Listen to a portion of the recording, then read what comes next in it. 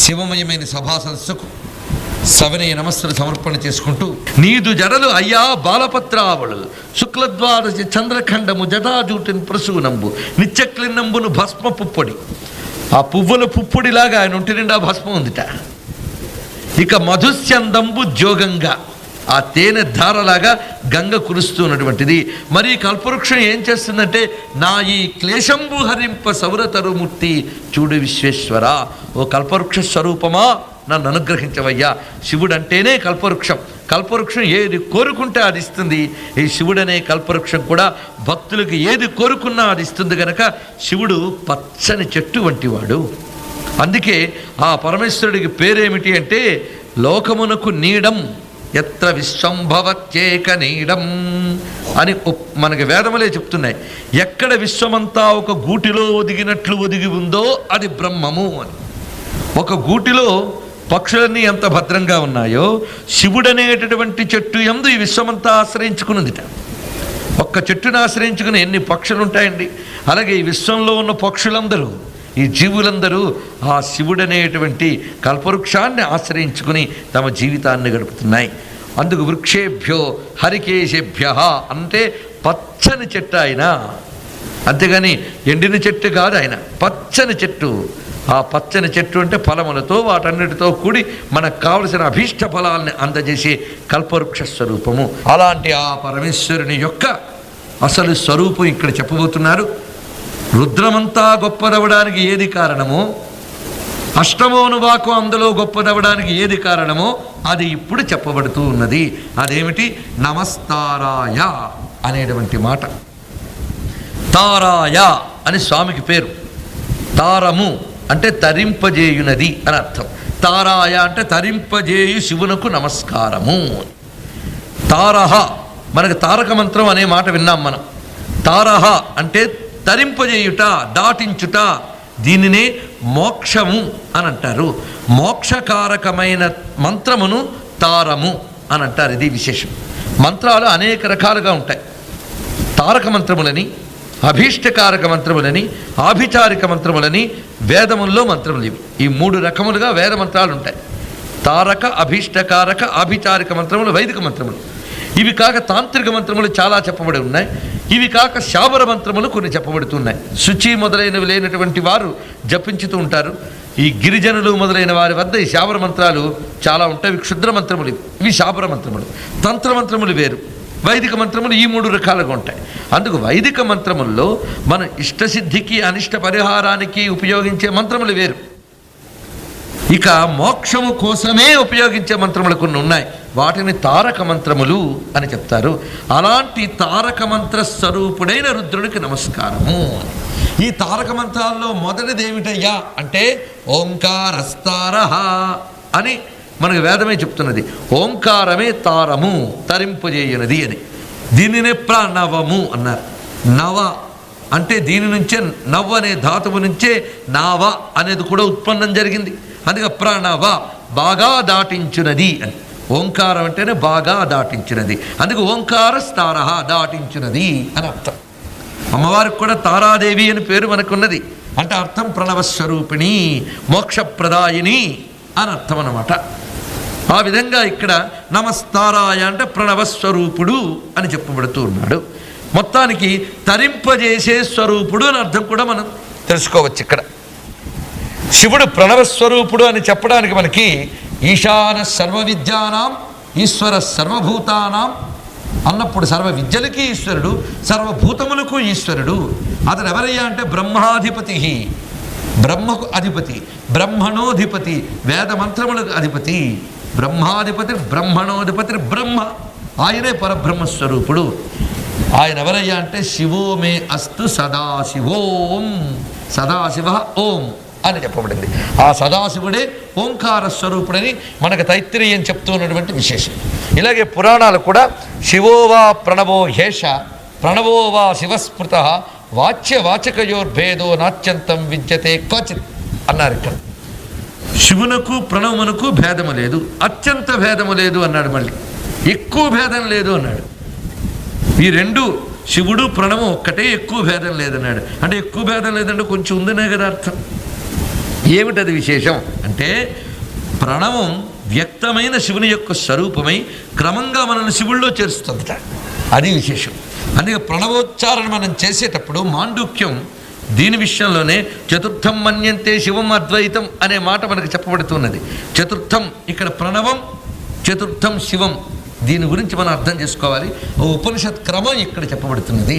ఈ నమస్తారాయ ఇప్పుడు చెప్పబోయే ఒక మహామంత్రాన్ని యొక్క స్వరూపాన్ని ఆవిష్కరిస్తుంది. ఆ మహామంత్రం ఏమిటి? ఇప్పుడు చెప్పబోయే మహామంత్రం అది తారక మంత్రం. ఇప్పుడు చెప్పబోతున్నాడు. ఆ తారక మంత్రాన్ని మనం గ్రహించబోతూ ఉన్నాం. అది తారహ, అది కైవల్యప్రదాయమైనటువంటి మంత్రం. అదే శివం. శివాన్ని చేర్చేది ఏదో అదే కైవల్యం. ఆ శివం ఎలా చేరుస్తుందో ఇక్కడ చెప్తున్నారు. అకార ఉకార మకారములు, దాని తర్వాత ఉండేది నాలుగవది ఏదో అది తురీయం. ఈ అకార ఉకార మకారములు విరాట్, హిరణ్యగర్భ, అవ్యాకృత అని 3 తత్వాన్ని తెలియజేస్తాయి.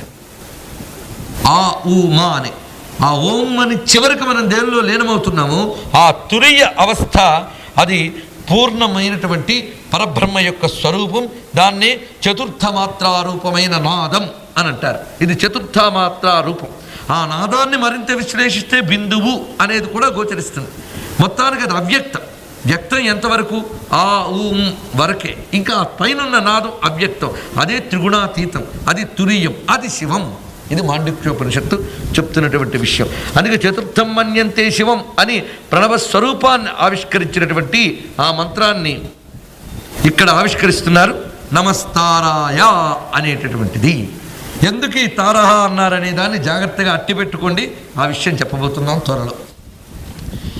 మొత్తానికి ప్రణవస్వరూపుడు అని ఒకటి, తారక మంత్రస్వరూపుడు అంటే కైవల్యదాయకమైన మంత్రస్వరూపుడు.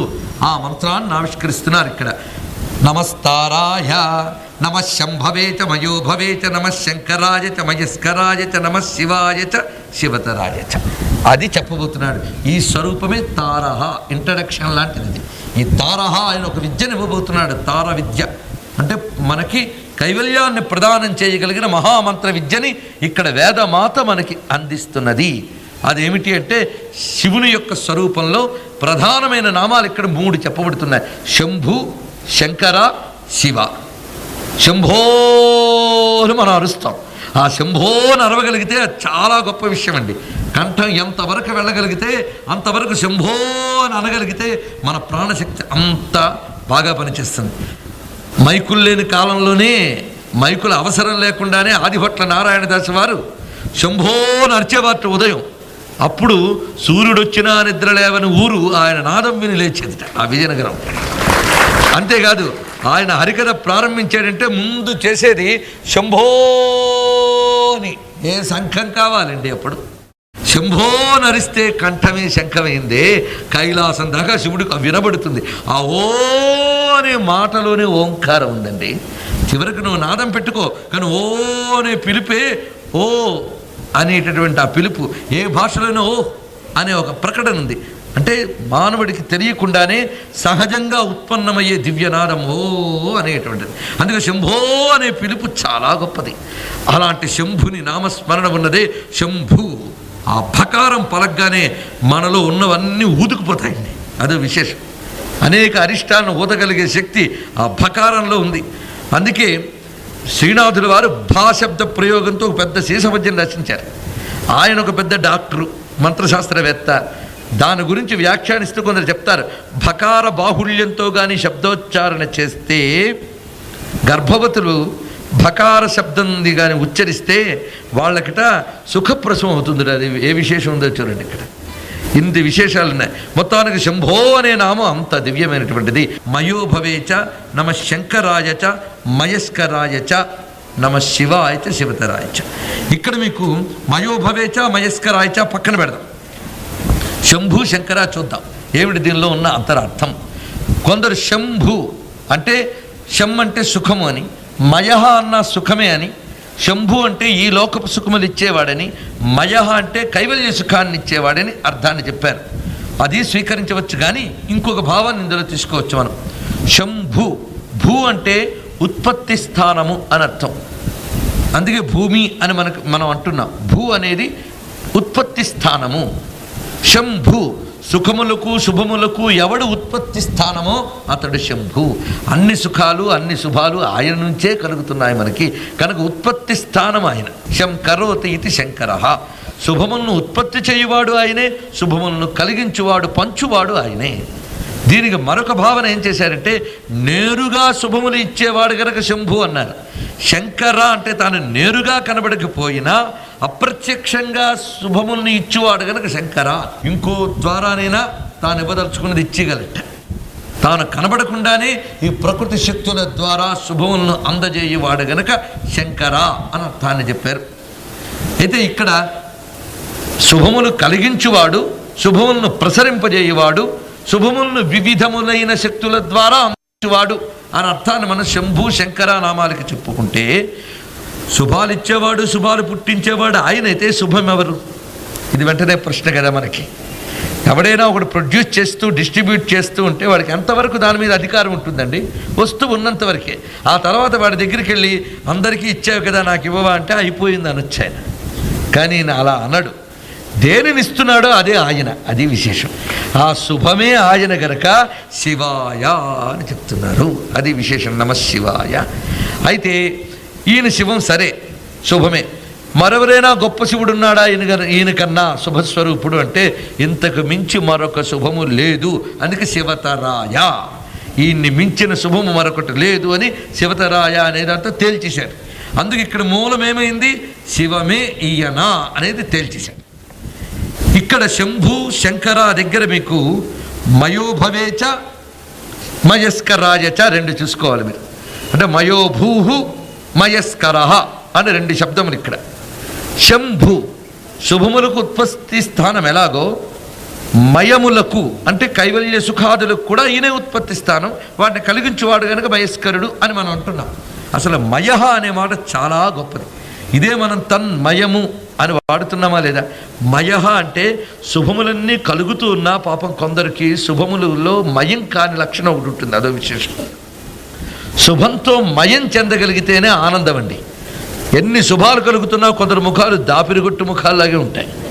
ఇలాంటి వాడిని భగవంతుడు కూడా సంతోషింపజేయలేడు. ఎందుకంటే అమ్మవారు ఎవరయ్యా అంటే ఉత్సాహం ఉల్లాసం అమ్మవారు. కొందరి దగ్గర ఎంత దరిద్రమున్నా ఎప్పుడూ ఉత్సాహంగా ఆనందంగా ఉంటారు. వాళ్ళు నిజంగా మయః, ఆ ఆనందంతో తన్మయులై ఉంటారు. కొందరికి భగవంతుడు ఎన్నిస్తున్నా ఏదో కోల్పోయినట్టుంటారు. అలా కాకుండా ఆశంతో మయః, మయత్వం పొందగలిగే అనుగ్రహం కూడా ఈశ్వరుడే ఇవ్వాలి మనకి. శుభములు ఇవ్వడమే కాకుండా శుభములు గుర్తించి తన్మయత్వం చెందగలిగే స్థితి ఇవ్వాలి. ఈ మయత్వం అనేదాన్ని మోక్షం అని ఎందుకు అన్నారంటే తన్మయమే మోక్షం, మరేమిటో కాదు. తన్మయమే మోక్షం. తత్ అంటే పరబ్రహ్మ, దానితో మయత్వం కలిగిపోవాలి మనకి. మయత్వం అంటే మరొక దాని స్పర్శ లేకుండా దానితోనే కలిసిపోవడం తన్మయత్వం. అతడు తన్మయ స్థితిలో ఉన్నాడు, అలా వదిలేయండి అంటాం మనం. తన్మయుడైపోయాడంటే ప్రపంచం పట్టని స్థితికి వెళ్ళాడు. శం అనేటటువంటిది పరమేశ్వర స్వరూపమైతే దానితో తన్మయమైపోయడమే మయస్కరాయచ మయోభవేచ. అంటే ఆ శుభస్వరూపుడైన పరమేశ్వరునితో మయత్వం చెందగలిగేలాగా అనుగ్రహించేవాడు ఆయన. అందుకే కైవల్యప్రదాయి అని అర్థం చెప్పి అప్పుడు చెప్తున్నారండి దివ్యమైన మహామంత్రాన్ని అక్కడ ఆవిష్కరిస్తున్నారు. నమ శివాయ. ఇది సామాన్యమైన విషయం కాదు, ఇది మహామంత్రం.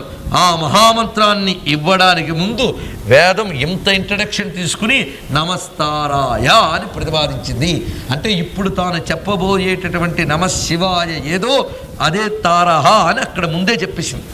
అంటే ఒక మోక్షకారక మంత్రాన్ని చెప్తున్నాను వినవయ్యా అంటోంది వేదమాత రుద్ర నమక మంత్రాల్లో. ఆ తారమే నమ శివాయ. ఇప్పుడు చెప్పబోయే పంచాక్షరి విద్యకే తారక మంత్రం అని పేరు. రుద్ర తారక బ్రహ్మ వ్యాచష్టే అని మనకి శాస్త్రం చెప్తున్నది. రుద్రుడే తారక బ్రహ్మమును చెప్పువాడు అని అర్థం. అంటే రుద్ర నమకమే మనకు తారక బ్రహ్మమును తెలియజేస్తున్నది అని. అందుకు తారహ అంటే ఏమిటంటే పంచాక్షరీ పరా విద్య సతారా లింగ రూపిణి, ఇదే అర్థం అన్నమాట. తారా అంటే పంచాక్షరి అని అర్థం. తారా అంటే ఓంకారం అనే కాకుండా పంచాక్షరీ విద్యా స్వరూపుడైన వాడు. శివుడెవడు? పంచాక్షరీ స్వరూపుడు. పంచాక్షరి వేరు, పరమశివుడు వేరు కాదు. పంచాక్షరే పరమశివుడు. 5 అక్షరాలే ఈశ్వరుని యొక్క స్వరూపము. ఓంకార స్వరూపుడు పరమేశ్వరుడైతే ఆ ఓంకారం అకార ఉకార మకార బిందు నాదములుగా ఉంటే అదే నమ శివాయ అని 5 అక్షరములైంది. దానికి సంకేతంగా పరమేశ్వరుడు సజ్జోజాత వామదేవ అఘోర తత్పురుష ఈశాన అనే 5 ముఖములు ధరించి ఒక్కొక్క ముఖం నుంచి ఒక్కొక్క అక్షరం చెప్పున్న పంచాక్షరిని బ్రహ్మదేవునికి సృష్టి ఆదిలో ఉపదేశం చేసినటువంటి వాడు. అందుకు తానే పంచాక్షరి విద్యను ఇవ్వగలిగాడు, ఇంకెవరూ ఇవ్వలేదు. అందుకే రుద్రహ తారక బ్రహ్మ వ్యాచష్టే, రుద్రుడే తారక బ్రహ్మమునిచ్చాడు కానీ ఇంకెవ్వరూ ఇవ్వలేరు. ఎందుకంటే రుద్రుడు శబ్దస్వరూపుడు.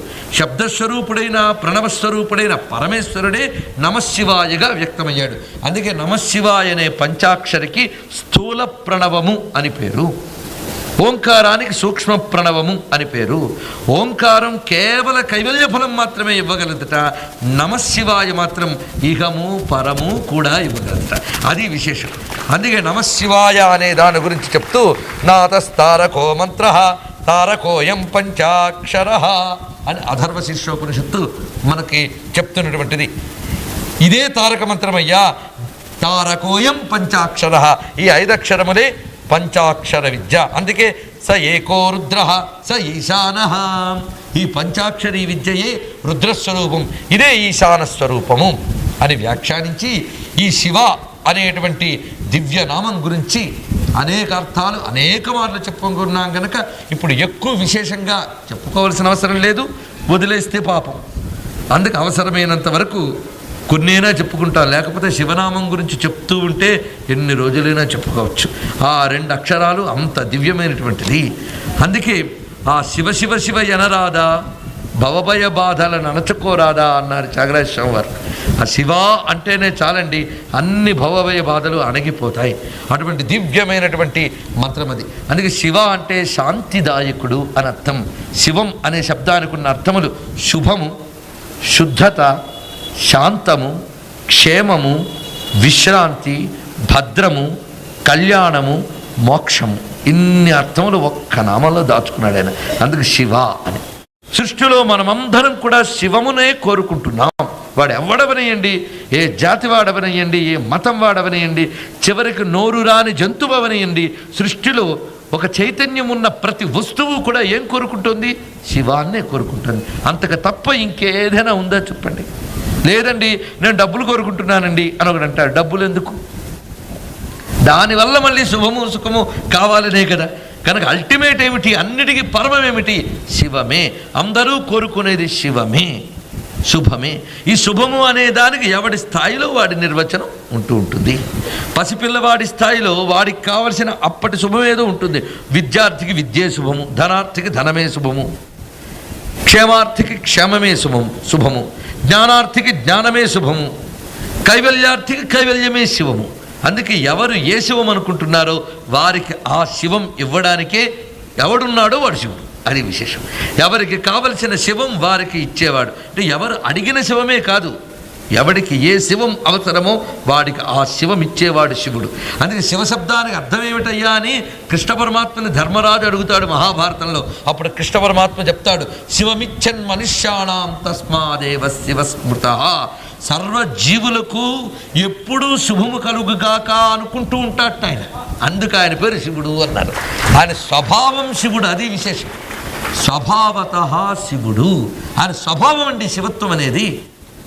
అది ఎలాగూ పంచదార దగ్గరికి వెళ్ళి తీపినివ్వా అని అడగాల, అది నోట్లో పెట్టుకుంటే అదే ఇస్తుంది. దాని స్వభావం తీపి. అలాగే పరమశివుడిని ఆశ్రయిస్తే శివం తప్ప మరేది ఇవ్వడు ఆయన. ఆయన ఇచ్చేదే శివం. మరి ఆయన ఘోరము అఘోరము అన్నారే అంటే ఆ రెండిటితోనే ఇచ్చేది శివమే. అది విశేషం. అందుకే నమశివాయ అనేది కీలకం, చాలా కీలకమైన మహామంత్రం. ఒక్కసారి భావించితే సృష్టిలో మన నమశివాయ అని ఒక మాట అంటే విశ్వమంతా వ్యాపించిన చైతన్యం శివమై మనకు దొరుకుతూ ఉంటుంది. ఎక్కడ కానివ్వండి, ఒక నదిలోకి వెళుతూ నమశివాయ నమస్కరించుకోండి, ఆ నది మీకు శివం చేస్తుంది, ఏ అరిష్టం లేకుండా. సూర్యభగవాను చూసి శివాన్ని నమస్కరించుకోండి, ఆయన నుంచి కావాల్సిన శివమంతా వస్తుంది. అలా ప్రకృతిలో దేన్ని చూసినా శివ అనుకుంటే చాలు, ఘోరాత్మకమైన విశ్వ చైతన్యం మీకు శివమై పరిణమిస్తుంది. అందుకే సమస్త రుద్రమునకు సారం శివ అనేటటువంటి మాట. ఇంత రుద్రం ఎందుకు చెప్పుకుంటున్నాం మనం? ఘోర రూపములతో అనేక ఆయుధములు పట్టుకున్నవో పరమేశ్వర, వీటన్నిటితో నువ్వు నాకు శివుడవు కా అంటున్నాం. మన గోల అది, మన ఘోష అది, మన వేదనది, మన వేదం అది. అందుకు శివమే మనకు కావాలి కనుక నమశివాయకు మించిన మంత్రం లేదయ్యా. అందుకు దీన్ని తారక మంత్రం అని చెప్పారు. ఇప్పుడు అర్థమైంది కదా అష్టమోనువాకం ఎందుకు గొప్పదైందో, ఎందుకు సరిగ్గా అనువాకం రాగానే గంట కొడుతున్నామో అందులో కూర్చుంది ఈ మహామంత్రం. నమశివాయ అనేటటువంటిది అక్కడ వచ్చి కూర్చుందనమాట. అందుకే తారకోయం పంచాక్షర అనగా నమస్తారాయ. ఈ పంచాక్షరి మంత్రాన్ని ఎస్టాబ్లిష్ చేయడానికి వేదం ఎంత అందంగా మెట్లు వేసిందో చూడండి. తారహ చూపించి శంభవేచ మయోభవేచ నమ శంకరాయ చ మయస్కరాయ చ నమ శివాయ చ అక్కడికి తీసుకుపోయింది. ఈ శం దాన్ని కలిగించి, దాన్ని పుట్టించి, దానితో తన్మయం చేయించగలిగేది ఈ శివం సుమ. దీన్ని మించేవేనా ఉందా అని మళ్ళీ పైకి వెళ్ళి చూస్తే మరి లేదు, ఇదే అల్టిమేట్ నమ శివాయ అని. ఇక్కడ ఈ తారక మంత్రం రుద్రుడు ఉపదేశిస్తాడు అంటే దీని గురించి కొంచెం వివరణ ఇవ్వాల్సి ఉన్నది. రుద్రస్థానము ఏది మనం చెప్పుకున్నాం, కాశీక్షేత్రం అని. మొదటి రోజు చెప్పుకున్న ప్రవచనాన్ని గుర్తు తెచ్చుకోండి. అవిముక్తోపాసన అని చెప్పాం. అవిముక్తోపాసన 3 విధములుగా ఉంటుందని. ఒకటి శబ్దరూప కాశీక్షేత్రం, 2 భూరూప కాశీక్షేత్రం, 2 అభ్యంతరమైన యోగరూప కాశీక్షేత్రం. అభ్యంతర యోగరూప కాశీక్షేత్రం భూమధ్యస్థానం. భూరూప కాశీక్షేత్రం అంటే గంగా నదీ తీరంలో ఉన్న వారణాసి. ఇక శబ్దరూప కాశీక్షేత్రం ఏదంటే రుద్రం అని చెప్పుకున్నాం. ఈ రుద్ర మంత్రములే కాశీక్షేత్రము అని చెప్పుకున్నాం. ఇలాంటి కాశీక్షేత్రంలో మన విశ్వనాథ జ్యోతిర్లింగం ఎలా ఉందో ఈ రుద్రరూప కాశీక్షేత్రంలో నమశివాయ అనే పంచాక్షరాలు ఉంది. అది విశేషం. ఆ నమశివాయ అనే పంచాక్షర యొక్క వెలుగే ఈ రుద్రమంత్రములన్నీ కూడా. అందుకు నమశివాయ అనేటువంటి మహామంత్రం. ఆ కాశీక్షేత్రంలో మరణిస్తే రుద్రుడు కుడి చెవిలో మంత్రాన్ని ఉపదేశిస్తాట. అప్పుడు ఆ మరణావస్థలో ఉన్నటువంటి ఆ జీవుడి సూక్ష్మ శరీరపు గ్రంథులని అమ్మవారు విప్పుతూ ఉంటే పసపు పయ్యద వీచు అచలాధిపతి కూర్మి ఆడుబిడ్డ. సాక్షాత్ ఆ పార్వతీదేవి ఆ మృతుడైన ఆ జీవుడికి ఆ సంధ్యవస్థలో ఆ తల్లి పసపు పయ్యద వీచు, ఆ మరణించిన వాడికి ఆయాసం లేకుండా తన పయ్యదతో వీస్తూ ఉంటుంది గాలి తగిలేలాక. ఇక వాడికి చల్లదనం కలిగించడానికి భాగీరథి జలములని శీకరాసారంబు చిలుకు డుంఠి, ఆ డుంటి గణపతి తొండంతో నీళ్లు జల్లుతూ ఉంటాడట వాడికి వేదన కలగకుండా. అయితే మరణావస్థలో ఎంత వేగం ఆ జీవుడు బయటకు వస్తాడో వీడిని తమతో పాటు తీసుకుపోదామని భూత ప్రేత పిశాచాలన్నీ తిరుగుతుంటాయి.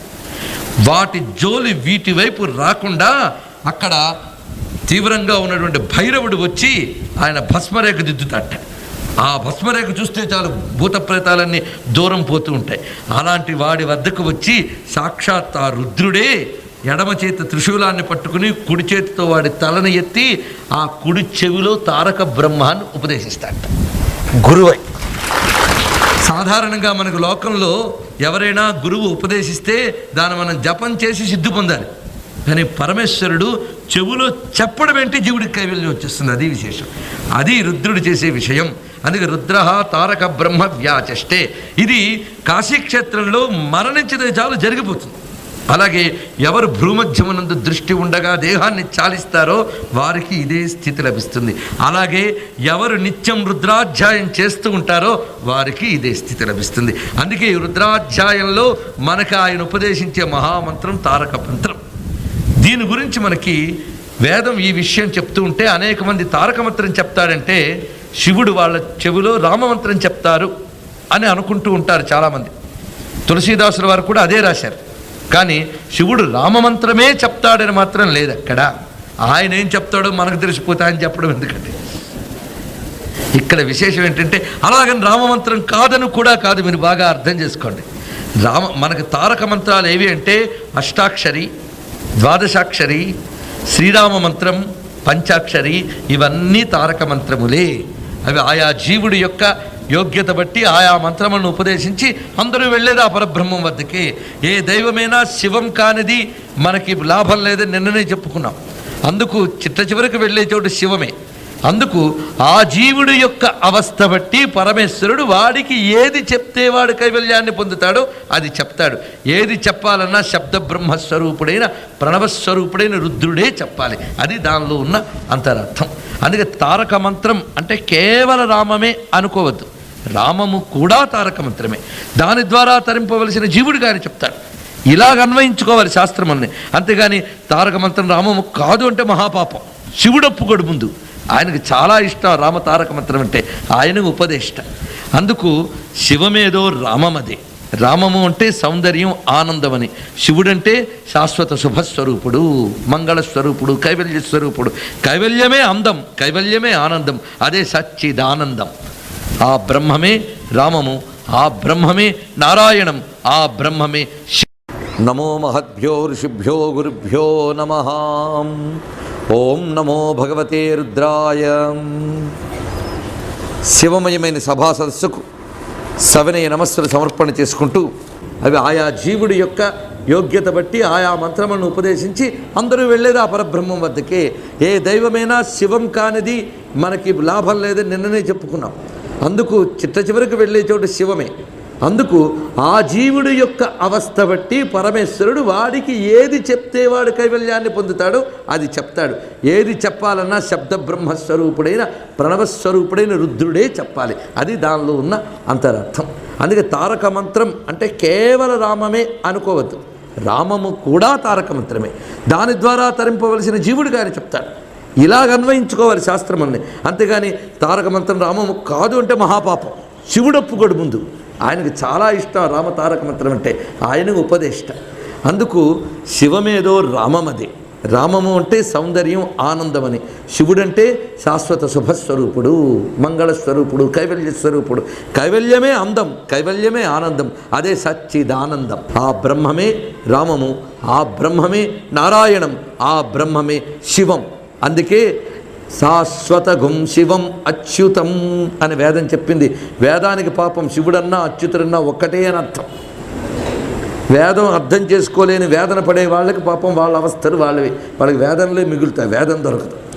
సరే, వేదం చెప్పిన అర్థం అది. నమశివాయ అనే మహాపంచాక్షరీ విద్య ఇక్కడ చెప్పబడుతున్నది. అందుకే అథర్వ శీర్ష మంత్రముల్లో ఉపనిషత్తుల్లో ఉన్న విషయం ఇది. కిం తధ్యానం కోవాధ్యాత కశ్చేయ అని చెప్పబడుతున్నది. ఏది ధ్యానం చేయాలి, ఎవరిని ధ్యానం చేయాలి అంటే శివ ఏకోధ్యేయ శివంకర సర్వమన్యత్పరిత్యజ్య. అన్నీ విడిచిపెట్టి ఆ శివుణ్ణి ధ్యానించాలి. అంటే సర్వబంధములు విడిచిపెట్టి ఏకాగ్ర బుద్ధితో ఆ శివ ఏకోధ్యేయ అని ఉపనిషత్తు ప్రతిపాదించి మనకి చెప్తూ ఉన్నటువంటి విషయం.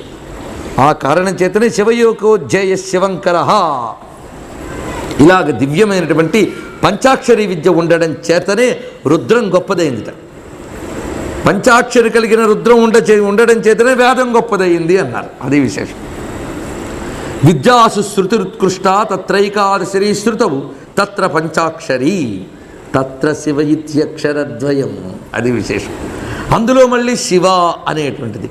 అందుకే రుద్రం వేదానికి ప్రాణమైతే, రుద్రానికి ప్రాణం అష్టమోనువాకమైతే, దానికి ప్రాణం నమశివ అయితే దానికి ప్రాణం శివ అనేటువంటిది. ఆ రెండక్షరాల చిన్ని నామంలో ఎంత దాగి ఉందయ్యా. అందుకే దీనికి జీవరత్నం అని పేరు, శృతి జీవరత్నం అని దీనికి పేరు అని మంత్రశాస్త్రములు మనకు చెప్తున్నాయి. నమశివాయ అనే మంత్రం అక్షరముల్లోనే శక్తి ఉందిట. అందుకే శివాయ నమః అని కూడా పంచాక్షరి, నమశివాయ అని కూడా పంచాక్షరి. ఈ పంచాక్షరి విద్యతో అనేక ప్రయోగాలు తంత్రశాస్త్రం చెప్తూ ఉన్నది. మనవాయశై అని ఒకటి, మనయవాసి, ఇలాంటి ప్రయోగాలు ఉన్నాయి. అయితే ఇవి మనం చేయడానికి కాదు, దాని విధానాలు తెలుసుకుని చేయవలసింది. చెప్పడం ఏమిటి అంటే నమశివాయ అంటే శివునికి నమస్కారం అనే సాహిత్యార్థం మాత్రమే కాక నా మా శివాయ అనే ఒక్కొక్క అక్షరంలో ఒక్కొక్క శక్తి ఉంది కనుక దీని కాంబినేషన్స్ అటు ఇటు మార్చి అనేక రకములైన ఎనర్జీస్ని పొందడం అనేటువంటిది మనకు తంత్రశాస్త్రాలు చెప్తున్న విషయం. అందుకే శివాయ నమః నమశివాయలో ఏముంది అనేది మన వ్యాఖ్యానానికి కూడా అందనంత గొప్ప విషయం ఉంది. అది చెప్పుకోవడం వరకే ఇక్కడ. అందుకే పంచాక్షరికి అర్థం ఏమిటి అంటే నేను ఎవరినండి చెప్పడానికి నమస్కరించాలి తప్ప దాని గురించి మనం వ్యాఖ్యానించలేం. పంచాక్షరి అర్థం పరమశివుడే, ఆయన్ని మనం చెప్పగలమా? మళ్ళీ పంచాక్షరి చెప్పాలంటే రుద్రం ప్రారంభించాల్సిందే. రుద్రమంతా పంచాక్షరిలో ఉంది. సృష్టిలో ఉన్న ఘోరాఘోర చైతన్యమంతా నీకు అనుకూలమే శుభంకరం కావాలి అంటే నమశివాయ అనే శక్తిని నువ్వు సంపాదించుకో. దానితో ఘోరాఘోరములన్నీ శివంకరములుగా మారుతాయి.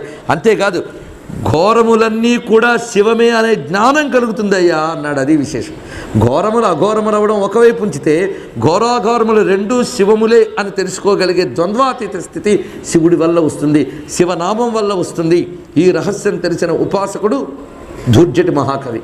అందుకే పవి పుష్పంబగు అగ్నిమంచగు అకూపారంబు భూమి స్థలమౌ శత్రుండతిమిత్రుడవు విషము దివ్యాహారమౌ అవనీమండలి లోపలన్ శివశివేత్యభాషణోల్లాసికిన్ శివనీ నామము సర్వవశ్యకరమౌ శ్రీకాళహస్తీశ్వరా అని అన్నారు. సర్వజీవులకి ఎల్లవేళలా విశ్రాంతి స్థానం ఎవడో అతడు శివుడు.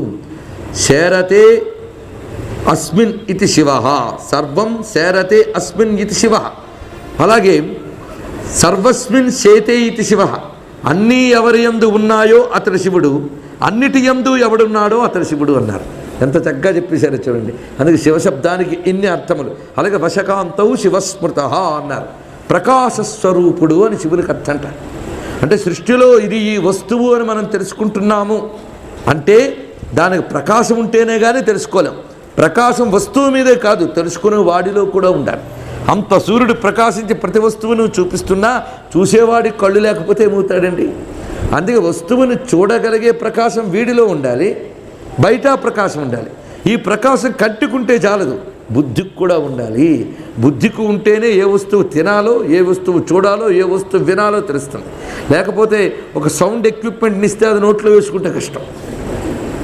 దేన్ని వినాలి, దేన్ని చూడాలనే ప్రకాశం మనలో కలగాలి. దీన్నే ప్రజ్ఞ అని మనం అంటాం.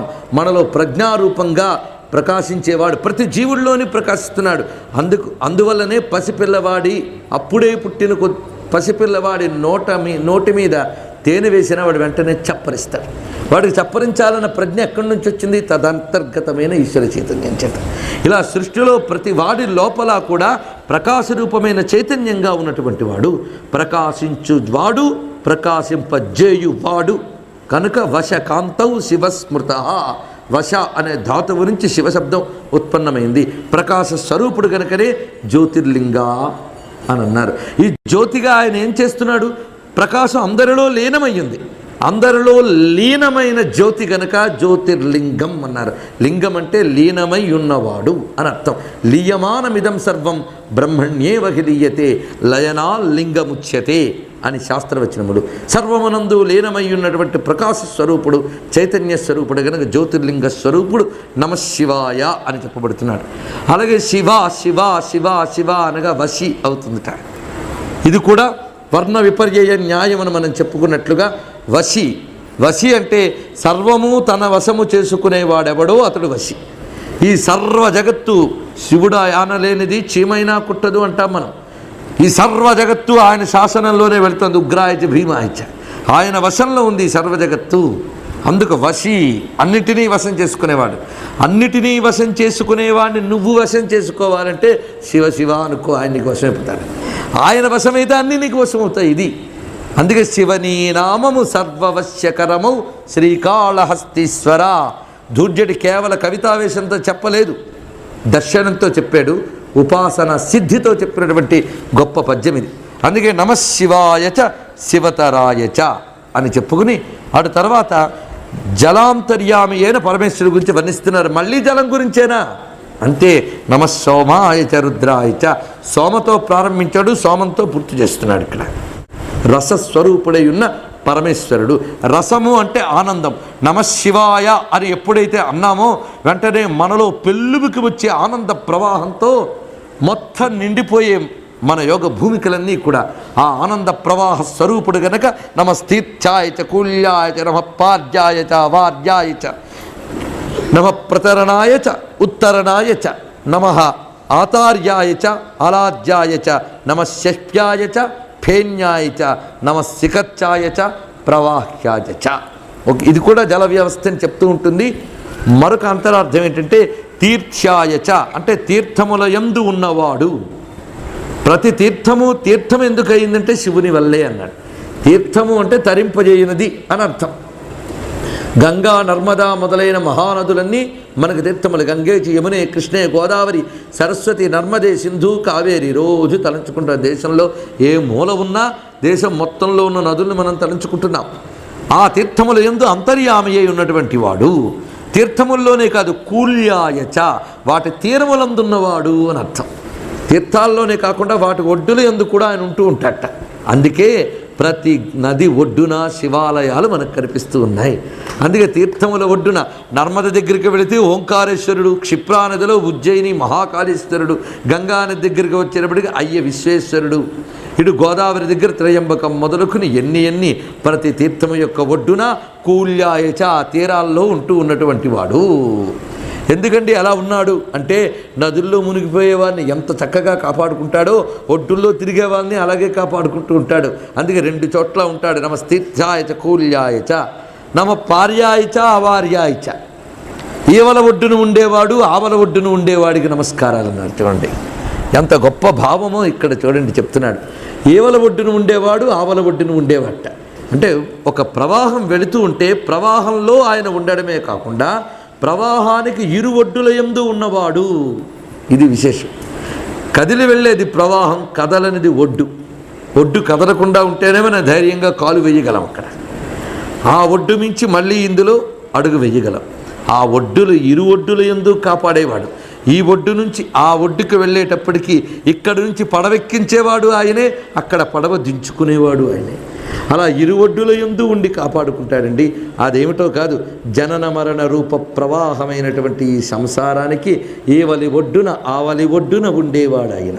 ఇది పరిణామమై కదిలిపోతున్నా ఆయన అపరిణామమై ఒడ్డులా ఉన్నాడు. అది కూల్యాయచ పార్యాయచ అవార్యాయచ అని. సంసారంలో దిగం మళ్ళీ చేరాలంటే రా అని పిలుస్తాడు ఆయన. అక్కడ ఆ ఒడ్డును ఉండి ఆ ఒడ్డు చేర్చేవాడు ఆయనే, ఇరు ఒడ్డుల యందు ఉండేవాడు ఆయనే. అందుకే ప్రతరణాయచ ఉత్తరణాయచ. తరణాయచ అంటే దాటించువాడు. అంటే ఈ వ్యవస్థ మీకు ఎలా గుర్తు రావాలంటే ఏ నదికి వెళ్ళినా శివుడు గుర్తు రావాలి మనకి. ప్రతి నదికి కూడా తీర్థం అనుకోండి మీరు, భారతదేశంలో ప్రతి నది తీర్థమే, అది విశేషం. ప్రతి నేలాక్షేత్రమే ఈ దేశంలో. ఏ జలానికి దివ్యత్వం ఉంటుందో ఆ జలం తీర్థం, ఏ క్షేత్రానికి దివ్యత్వం ఉంటుందో ఆ నేల క్షేత్రం. అదేవిధంగా మన దేశంలో ప్రతి నదీ తీర్థమే, ప్రతి నేలాక్షేత్రమే. ప్రతి నదిలో అంతర్యామి ఉన్నాడు పరమేశ్వరుడు. ఈ నది ప్రవాహ రూపంలో ఉంటూ ఉంటే మనం ఆ ఒడ్డును నిలబడి చూడాలి. ఆ నదికి వెళ్ళాలి అనిపిస్తుంది, బోట్ షికారు చెయ్యాలి అని. చేస్తారా? రండి రండి రండి బోట్ పెట్టుకుని రెడీగా ఉన్నామని ఒకడు ఉంటాడు అక్కడ ఏవలి ఒడ్డున. బాగుందంటాం, వాడి సాయం తీసుకు దిగుతాం. వాడు ఎంత చక్కగా ఎక్కించుకుంటాడండి పడవ. కాలు జారి పడిపోకుండా నేను ఉన్నాను కదమ్మా పర్వాలేదు ఎక్కండి అంటాడు వాడు. వాడు ఉన్నాడని ధైర్యంతో పడవెక్కుతాం. అలాగే ఆ ధైర్యం ఇచ్చే పటుత్వం వాడి దగ్గర, ఆ పడవ నడిపే పటుత్వం వాడి దగ్గర ఉందే. అక్కడ రుద్రరూప చైతన్యం ఉంది. అయితే వాడు అలా నదిలోకి తీసుకెళ్ళి నాకు ఇలా తీసుకెళ్ళడమే కానీ ఒడ్డుకు చేర్చడం చేత కాదన్నాడు అనుకోండి, మనం ఏమవుతాం? ఆవల ఒడ్డుకి నేను చేర్చుతానులే అని మళ్ళీ అక్కడికి చేర్చగలిగే శక్తి ఉన్నవాడైతేనే మనం పడవెక్కుతున్నాం. ఈ స్వామి అటువంటి వాడు. ఇక్కడ ఎక్కించుకొని అక్కడ దించగలడు కూడా, అక్కడ దింపుకోగలడు కూడా. అందుకు ఇక్కడున్నది అక్కడికి చేరవేసేవాడు, అక్కడున్నది ఇక్కడికి చేరవేసేవాడు కూడా ఆయనే. ఆ వ్యవస్థని ఏర్పాటు చేసినటువంటి వాడు ఆయనే. అందుకే ప్రతరణాయచ ఉత్తరణాయచ. ప్రా అంటే బాగా ఒడ్డు చేర్చువాడు, అంటే సగం దించి ఊరుకోడు, చక్కగా ఒడ్డుని పెట్టి మనం సెటిల్ అయ్యేమన్నాక సరిపోయిందా అయితే వెళ్ళులే అని చెప్పి మళ్ళీ మరొకరిని పడవెక్కించుకుంటాడు ఆయన. అంతేగాని నాకు వెనకాల చాలా బేరాలు ఉన్నాయి దిగిపోండి ఆయన. చక్కగా ప్రతరణాయచ బాగా దాటిస్తాడు, ఉత్తరణాయచ ఉత్కృష్టంగా దాటిస్తాడు. ఇదేంటంటే చెప్పిందే చెప్పడం. బాగా దాటిస్తాడు సరిపోయింది, ఉత్కృష్టంగా దాటిస్తాడు. రెండేమిటి అంటే ఇక్కడ మనం అర్థం చేసుకోవాల్సింది, జీవుడు కర్మానుభవాలు పొందుతూ వాడి సాధనలకు అనుగుణంగా ఒక్కొక్క స్థితి నుంచి అంచెలంచెలుగా దాటడమే జరుగుతూ ఉంటుంది. ఇప్పుడు ఒక మానవోపాధి పొందాం, అందరూ మోక్షం పొందిపోతారా? పూర్తిగా మోక్షం పొందిపోతే మళ్ళీ నదిలో దిగాల్సిన అవసరం లేని తన స్థానానికి చేరినట్లు.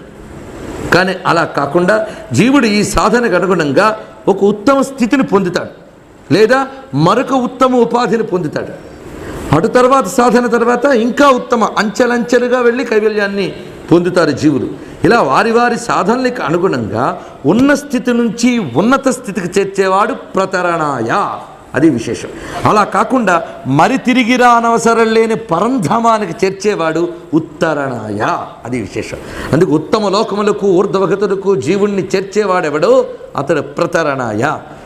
తిరిగి రాను తన కైవల్యధామానికి ఎవడు చేర్చుకుంటున్నాడో ఆయన ఉత్తరణాయ, ఇది విశేషం. అందుకే జీవితంలో శుభములు ఇవ్వడమే కాదు, ఆ జీవుడికి పుట్టగతులు లేకుండా ఉండే స్థితి కల్పించడు ఆయన. అది కొందరికి పుట్టగతులు ఉండవండి అంటారంటే అర్థం ఏమిటి? పుట్టగతి లేకపోవడం అనేది కైవల్య పద్ధతిలో ఆలోచిస్తే గొప్ప విషయం. మరి పుట్టడండి అని, మరి పుట్టాడండి అన్నప్పుడు అది తిట్టెలా అవుతుందండి? పుట్టగతులు ఉండవు అనేది తిట్టెలా అవుతుంది?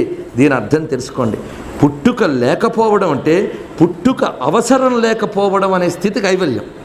కానీ పుట్టవలసిన అవసరం ఉండి కూడా పుట్టడానికి ఉపాధులు లేని దౌర్భాగ్య స్థితి పుట్టగతులు లేకపోవడం. ఈ రెండిటికి చాలా తేడా ఉంది. అంటే పాపాలు చేసిన వాడికి పుట్టగతులుండవు. కొంతమంది పాపాలు చేయడమే కాకుండా ఎంత పాపిని కనుక ఈ దేహం పోతే బాగుండు అంటారు. పాపాత్ముడి దేహం ఉంచుకోవడానికి ఇంకా ప్రయత్నించాలి. ఎందుకంటే ఇన్ని పాపాలు చేయడానికి కాదు, పాపం పోగొట్టుకోవడానికి సాధన చేయడానికి దేహం ఉంచుకోవడానికి ప్రయత్నించాలి. అంతేగాని ఈ దేహం పోగొట్టుకుంటే ఈ పాపం పోదు సరికదా, దేహాన్ని పోగొట్టుకున్న కొత్త పాపం వచ్చి కూర్చుంటుంది. అది విశేషం.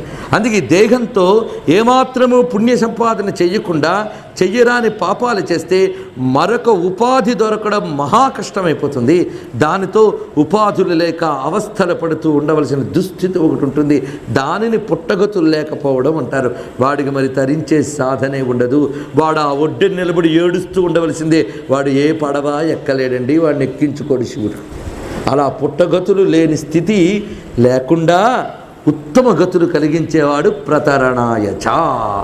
ఉత్తరణాయచ అంటే మరి పుట్టవలసిన అవసరం లేకుండా యద్గత్వాన నివర్తంతే తద్ధామ పరమం మమ అని కైవల్యాన్ని ఇస్తున్నవాడు ఉత్తరణాయచ అని చెప్పబడుతున్నాడు. మొత్తానికి మనకి ఇప్పుడు ఏం తెలిసింది? స్వామి అంటే ఆతార్యాయచ అని తెలిసింది. ఇక్కడ ఆతార్యాయచ అంటే పునరాగమన మార్గాలలో ఉండే రుద్రుడు. ఈ గమన ఆగమన మార్గాలన్నిట్లో రాకపోకల యందు తోడై ఉండువాడు అని అర్థం. జీవుడు ఏ గతులకు వెళుతున్నా వాడిని అటు నడిపిస్తూ తాను వాడితో పాటు వెళ్ళేవాడు. ఇక జీవుడి యొక్క గతాగతాలు తెలిసినటువంటి వాడు ఆతార్యాయచ అలాధ్యాయచ. అలం అంటే చాలు అని. ఈ చాలు అనే భావంతో ఎవడు బ్రతుకుతున్నాడో వాడు జీవుడు. అలాది అంటారు వాడిని. అలం అంటే చాలు అని. ఈ చాలు అనే భావంతో ఎవడు బ్రతుకుతున్నాడో వాడు జీవుడు. అలాది అంటారు వాడిని. అలము అనే దానిని ఆరగించువాడు అని. అంటే ఇంకా చాలండి అనేవాడు జీవుడు. అంటే కర్మఫలాన్ని పూర్ణంగా అనుభవించేవాడు అని. వాడిలో అంతర్యామి అయి ఉండేవాడు అని మళ్ళీ ఇక్కడ చెప్తున్నారు. అంటే ఎవడెవడి కర్మఫలాన్ని అనుగుణంగా ఆ జీవుడు అనుభవిస్తూ ఉంటాడు. అందుకే ఆలాధ్యాయచ అంటే కర్మఫలాన్ని అనుభవించేటటువంటి జీవుల యందు అంతర్యామిగా ఉన్నవాడు. అలా అంతర్యామిగా ఉంటూ ఆ జీవుల యొక్క రాకపోకుల్లో తోడుగా ఉంటూ వాడికి ఇవ్వవలసిన గతులిస్తూ అసలు సద్గతి కైవల్యగతి ఆ పరంధామం శివైక్యాన్ని కూడా ఆయన ఇవ్వగలడు అని ఆలాధ్యాయచ అని చెప్పి అనేక రకములుగా జీవుణ్ణి పుట్టించేటప్పుడు ఆ పుట్టుకలు ఎలా ఉంటాయో చూడండి. నమశష్ప్యాయచ ఫేన్యాయచ నమశిఖత్యాయచ ప్రవాహ్యాయచ. ఒక్క నది వల్ల ఎన్నెన్ని కలుగుతాయో ఇక్కడ చెప్తున్నాడు. శష్ప్యాయచ ఆ నదుల తీరాలు, నదుల్లో ఆయన ఉన్నాడు, దాటించే వాళ్ళల్లో ఆయన ఉన్నాడు, ప్రవాహాల్లో ఆయన ఉన్నాడు, వాటి తరంగాల్లో ఆయన ఉన్నాడు. ఇవన్నీ నిన్న ఇవాళ చెప్పుకున్నాం. అంతేకాదు ఆ నదీ జలాలకి తీరంలో ఉన్నటువంటి గడ్డి పరకలలో కూడా ఆయనే ఉన్నాడండి. షష్ప్యాయచ గడ్డి పరకల్లో కూడా ఆయనే ఉన్నాడు. ఇవి కూడా జన్మలకి సంకేతమే, గడ్డి పరకలు జన్మలు అని. అలాగే ఫేన్యాయచ అంటే జలముల యందు నురుగుల రూపంలో ఉన్న రుద్రునికి నమస్కారం. ఆ నురుగులలో కూడా స్వామి అంతర్యామి ఉన్నాడు. ఈ జలముల వల్ల ఏర్పడేటువంటి శిఖత్యాయచ ఇసుక తిన్నెలలో అంతర్యామి ఉన్నవాడు. ఇసుకలో అడుగు వేస్తున్నప్పుడు కూడా అది శివుడు అనుకుంటే దానిలో కాలు దిగబడకుండా ఉంటుంది జాగ్రత్తగా. సికత్యాయచ అంటే ఒక ప్రవాహం వచ్చేటప్పుడు అనేకమైన శిలల్ని అది కోసి కోసి కోసి అరిగించుకుని వాటిని ఆ విధంగా ఇసుక రేణువులుగా మలచి తెస్తున్నదంటే ఆ తీర్థ్యాయచ ఆ తీర్థములయందు అంతర్యామిగా ఉన్న రుద్ర చైతన్యం వల్లనే ఆ పని జరిగింది. అందుకే ఇక్కడ స్టోర్ అయి ఇసుక ఏర్పడింది అంటే తీర్థ్యాయచ ఆయన రుద్రశక్తి పనిచేసింది ఇక్కడ వచ్చి. అది సికత్యాయచ ఇన్ని ఏర్పరిచి ప్రవాహ్యాయచ ప్రవాహ రూపంలో వెళ్ళేటటువంటి వాడు ఎవడో ఆ పరమేశ్వరునికి నమస్కారము. ఈ ప్రవాహమే లహరి అని చెప్పుకోవడం, అదే సోమము అని మొదలుపెట్టాడు. ఆ సోమమే ఇక్కడ ప్రవాహ్యాయచ అయింది. వాటి తర్వాత నవమోనువాకంలోకి మనం ప్రవేశిస్తూ ఉన్నాం. ఇక్కడికి వచ్చేటప్పటికల్లా మళ్ళీ స్వామి సర్వాంతర్యామిగా సర్వాత్మకుడిగా సర్వేశ్వరుడిగా ఎలా ఉన్నాడో చెప్తూ హిరణ్యాయచ ప్రపచ్ఛాయచ అని ఊషర క్షేత్రముల యందు ఉన్నటువంటి వాడు అని మొదలు పెడుతున్నారు. ఇక్కడ ఊషర ప్రదేశాలు అంటే ఏవి పండనటువంటి సస్యాదులకు యోగ్యము కాని క్షేత్రాల్లో ఉన్నాడు. ఏమయ్యా అలాంటి చోటు ఉండాలా అంటే ల్యాండ్స్కేప్స్ అనేక వర్ణించబడుతున్నాయి. ఇక్కడ భూమిలో రాళ్ళు ఉండాలి, రాళ్ల భూములు ఉండాలి, పంటలు పండించే సారవంతమైన భూములు ఉండాలి, ఏ సారము లేని భూములు ఉండాలి. అన్నీ ఉంటేనే అన్ని రకాల పనులు చేయగలం. అన్ని పంట పొలాలు అయితే ఇల్లు ఎక్కడ కట్టుకుంటామండి? అంతా మన్నయ్య రాయి లేకపోతే ఇల్లు దేనితో కట్టుకుంటామండి? అందుకే అన్నీ ఉంచుతాడు స్వామి. పువ్వుని సృష్టించాడు, ముళ్ళుని సృష్టించాడు. ఆ విషయం మనం చెప్పుకున్నాం. అందుకే హిరణ్యాయచ ఊషర ప్రదేశాల్లో ఉండేవాడు. ప్రపథ్యాయచ ప్రపథ్యాయచ అంటే గొప్ప మార్గములు యందు ఉన్నవాడు. పథము అంటే మార్గం అన్నాం, ప్రపథము అంటే గొప్ప మార్గం. గొప్ప మార్గం అంటే ఏమిటి? మహాత్ములు ఏది ఆచరించి చూపించారో ఆ ధర్మ మార్గములకే గొప్ప మార్గములు అని పేరు. అలాంటి రూపములో ఉన్నవాడని. అలాగే ప్రపచ్ఛాయచ అంటే బాగా 10 మంది వెళ్ళి వచ్చేటటువంటి త్రోవలని ప్రపచ్ఛాయచ అంటారు. ఎక్కడైనా మనం ఒక అడవిలోకి వెళితే తోవ తప్పిపోతామనుకోండి, అప్పుడు ఎటు వెళ్ళాలో తెలియకపోతే ఒక తోవ అక్కడ కనిపిస్తుంది మనకి. ఇదిగో తోవ కనిపించింది. అది కూడా అందరూ వెళ్ళి వచ్చినట్లుగా ఈ తోవ కనిపిస్తుంది. ఎందుకంటే మనిషి అడుగేస్తే గడ్డి కూడా మొలవదు అక్కడ, అవును కదా? అలా అందరూ నడిచి వెళ్ళడం వల్ల అక్కడ ఒక తోవ కనిపించింది. 10 మంది గమనాగమనాల వల్ల ఏర్పడినటువంటి ఆ తోవను చూడగానే అప్పుడు మనకు ధైర్యం వస్తుంది, అమ్మయ్యా అని. అది మనకి దారి చూపిస్తున్నది. అందుకు ఆ ప్రపంచంగా మనకి దిక్కు కానరాని అడవిలో కూడా ఆయన ఒక తోవ చూపించుతాడు. ప్రపచ్ఛాయచ అని చెప్పి నమ కింశిలాయచ, దీన్ని కింశిలాయచ అని చెప్పారు.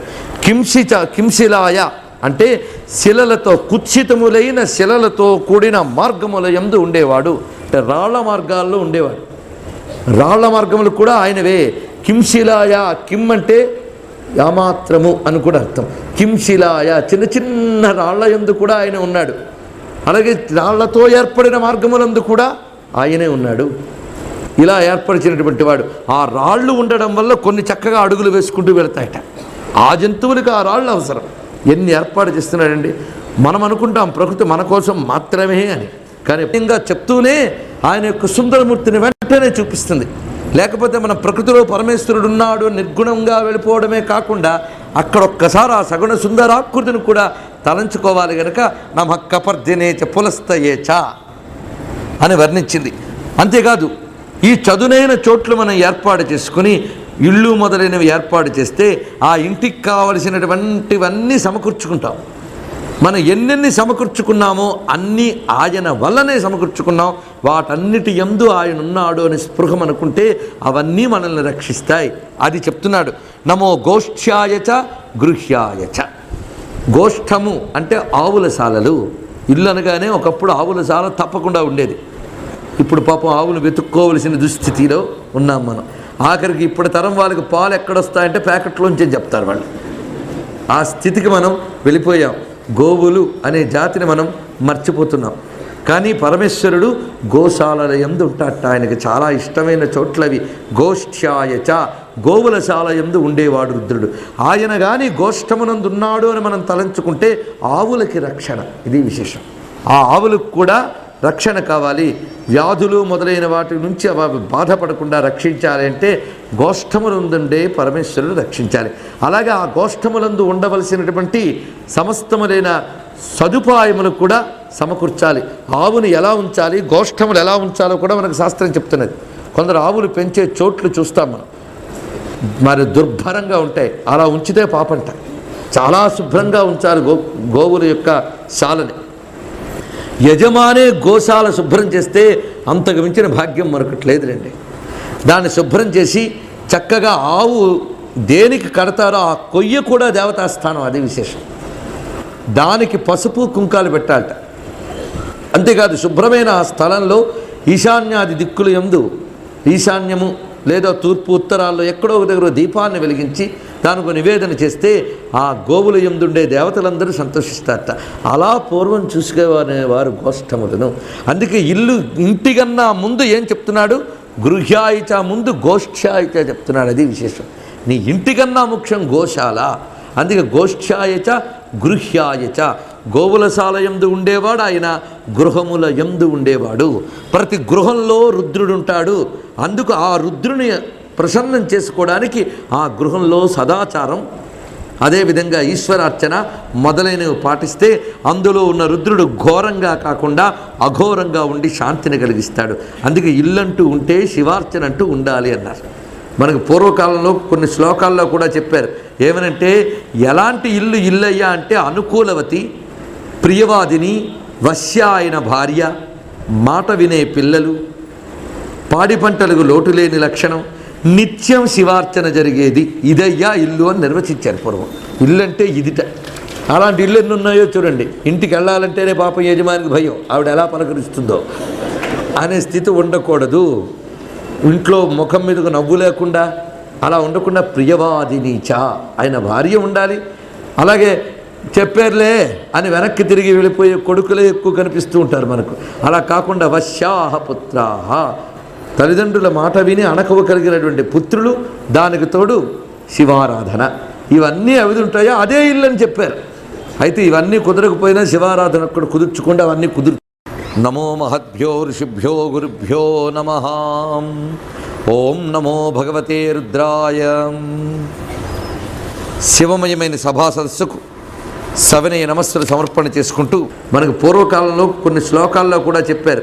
ఏమనంటే ఎలాంటి ఇల్లయ్యా అంటే అనుకూలవతి, ప్రియవాదిని, వశ్య అయిన భార్య, మాట వినే పిల్లలు, పాడి పంటలకు లోటు లేని లక్షణం, నిత్యం శివార్చన జరిగేది, ఇదయ్యా ఇల్లు అని నిర్వచించారు పూర్వం.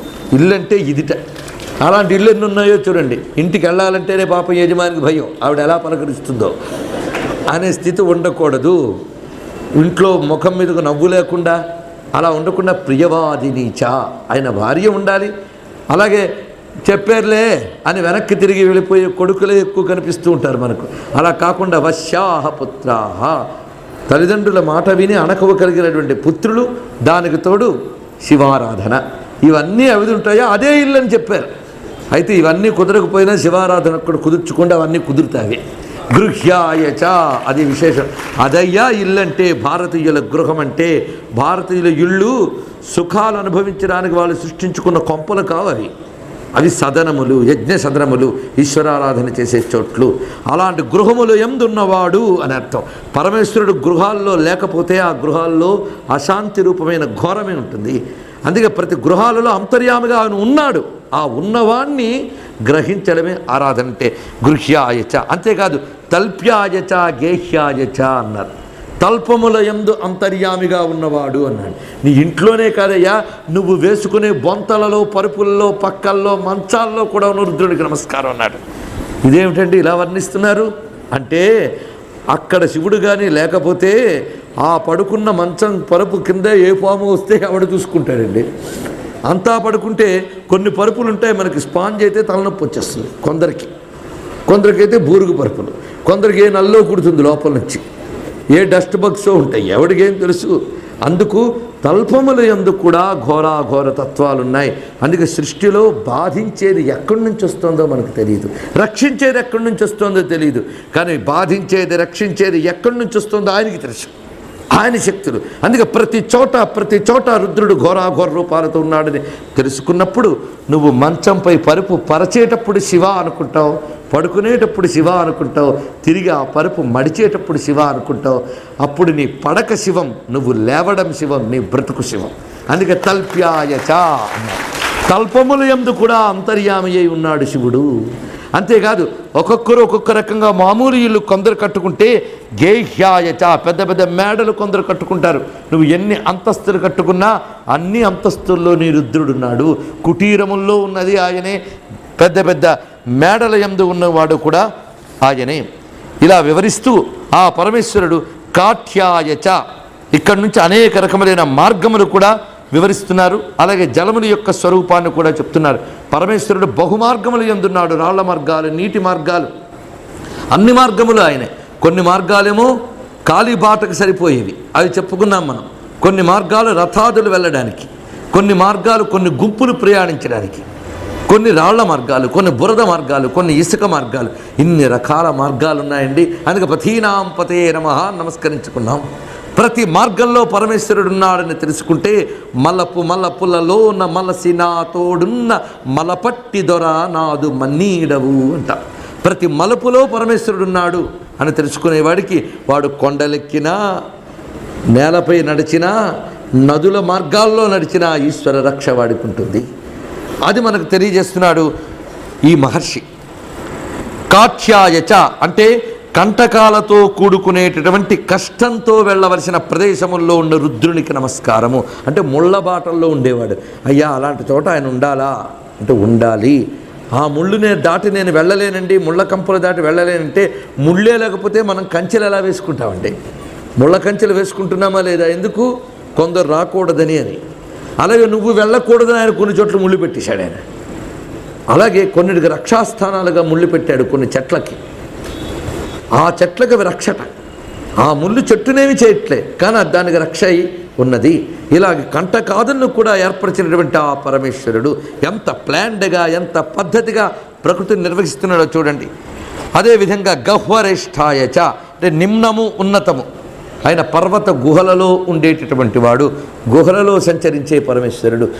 ఆ పర్వత వ్యవస్థ ఎంత గొప్పదో, ఎక్కువ తక్కువ మొదలైనవి కాకుండా అనేక వృక్షాలకి ఆశ్రయం ఇస్తూ ఎత్తు పల్లాలతో ఉంటూ గుహలు కూడా కలిగి ఉంటుంది పర్వతం. అందుకే పర్వతమే పరమేశ్వరుడు అన్నారు ఇక్కడ. ఆ పర్వతాలలో కురుస్తున్న జలపాతాలు చూస్తే మీరు ఒక్కసారి ఈ పర్వతంలో శివుడు ఎక్కడున్నాడో అని వెతుక్కోవడం కాదు, పర్వతమే శివుడు అని కనిపిస్తుంది. ఆ మహామహా వృక్షాల నుంచి ఆ పడుతున్న జలపాతాలన్నీ కూడా ఆయన జటాజూటల నుంచి కురుస్తున్న గంగలాగే మనకు కనిపిస్తాయి. ఆ గహ్వరాలన్నీ కూడా ప్రణవనాదం వినిపించేటువంటి స్థానములుగా గోచరిస్తాయి. అలాంటి గుహలలో ఎందరికి ఆశ్రయమిస్తున్నాడో, ఎన్ని జీవులకు ఆశ్రయిస్తున్నాడో, ఎంత దయామయుడు. ఆ కొండల్లో తిరిగే వాటికి కూడా ఎండల బాధ, వానల బాధ లేకుండా తలదాచుకోవడానికి గుహలను కల్పించిన పరమేశ్వరుడు ఆయన. వాటికి ఇళ్ళు కట్టుకోగలవా? కానీ వాటికి కూడా ఆశ్రయం ఇచ్చాడు. ఎన్నెన్ని అందులో తలదాచుకుంటున్నాయి. అంతేకాదు ఈ ప్రపంచపు సంసారపు మొసళ్ల బాధ తట్టుకోలేక అరణ్యాలకు వెళ్ళిన మహర్షులు కూడా ఆ గుహలలోనే తపస్సులు చేసుకున్నారు. అందుకు వారికి కూడా ఆవాసం కల్పించినటువంటి గుహల యందు ఉన్న పరమేశ్వరునికి నమస్కారం. హృదయాయచ అంటే లోతైన జలాశయాల్లో ఉండేవాడికి నమస్కారము. నివేష్ప్యాయచ మంచు నీళ్ల యందు ఉండే పరమేశ్వరుడికి నమస్కారం అన్నాడు. ఆ మంచు నీరు ఉదయాన్నే మనకి మంచు బిందువులు కనిపిస్తాయి. ఆ మంచు బిందువుల యందు కూడా రుద్రుడు ఉన్నట్ట. ఇది మనకు తెలిసినప్పుడు ఆ ఉషకాలంలో ప్రతి పత్రముపై ఉండేటువంటి ఆ తుషార బిందువు కూడా ఒక హిమలింగంలా మనకు దర్శనమిస్తుంది. అవునా లేదా? ఇలా ప్రతి మంచు నీటి చినుకులో కూడా ఉన్న పరమేశ్వరుడికి నమస్కారము. అంతెందుకయ్యా, పాంసవ్యాయచ స్వరంలో చెప్పేటప్పుడు పాగం సవ్యాయచ అంటారు, శబ్దం మాత్రం పాంసవ్యాయచ అంటే అర్థం పాంసువునందు ఉండువాడు. పాంసువు అంటే పరమాణువు అని అర్థం. అత్యల్ప పరిమాణం కలిగినటువంటి పరమాణువునందు కూడా ఉన్నటువంటి వాడు. ధూళి కణంలో కూడా ఈశ్వర చైతన్యం ఉందని దర్శించాడు.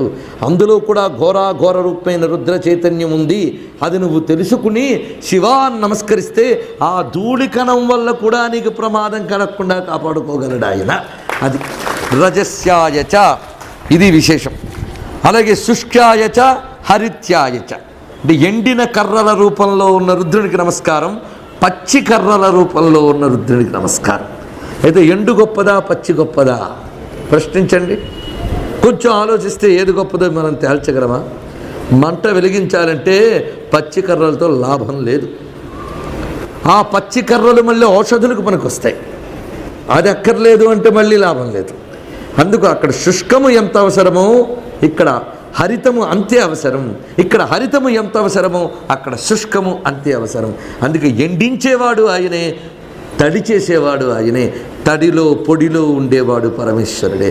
తడి ఉండవలసిన వస్తువుకు తడి ఉండాలి, పొడి ఉండవలసిన వస్తువుకు పొడి ఉండాలి.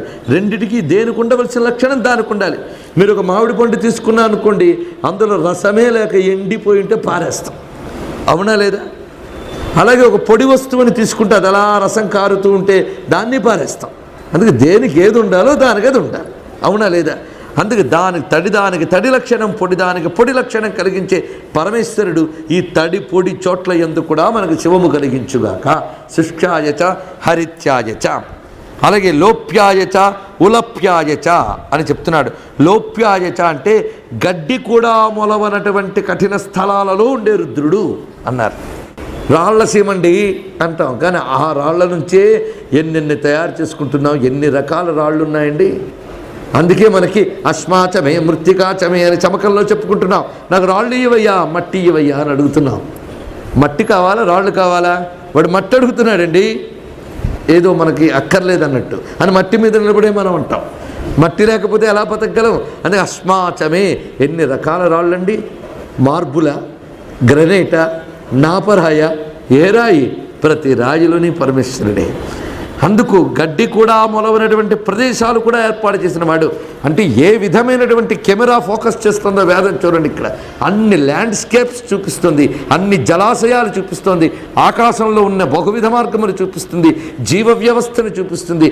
ఆ జీవుల్లో వృక్ష వ్యవస్థలు, రకరకాల జంతుజాలాలు, అందులో మానవులు, మానవుల్లో అవస్థలు, వయోభేదాలు, ప్రతాప భేదాలు, దరిద్రులు, సంపన్నులు, ఎన్ని ఎన్ని ఎన్ని ఎన్ని మొత్తం 11 రోజులు కూర్చుని పెద్ద విశ్వరూప సందర్శన యోగం.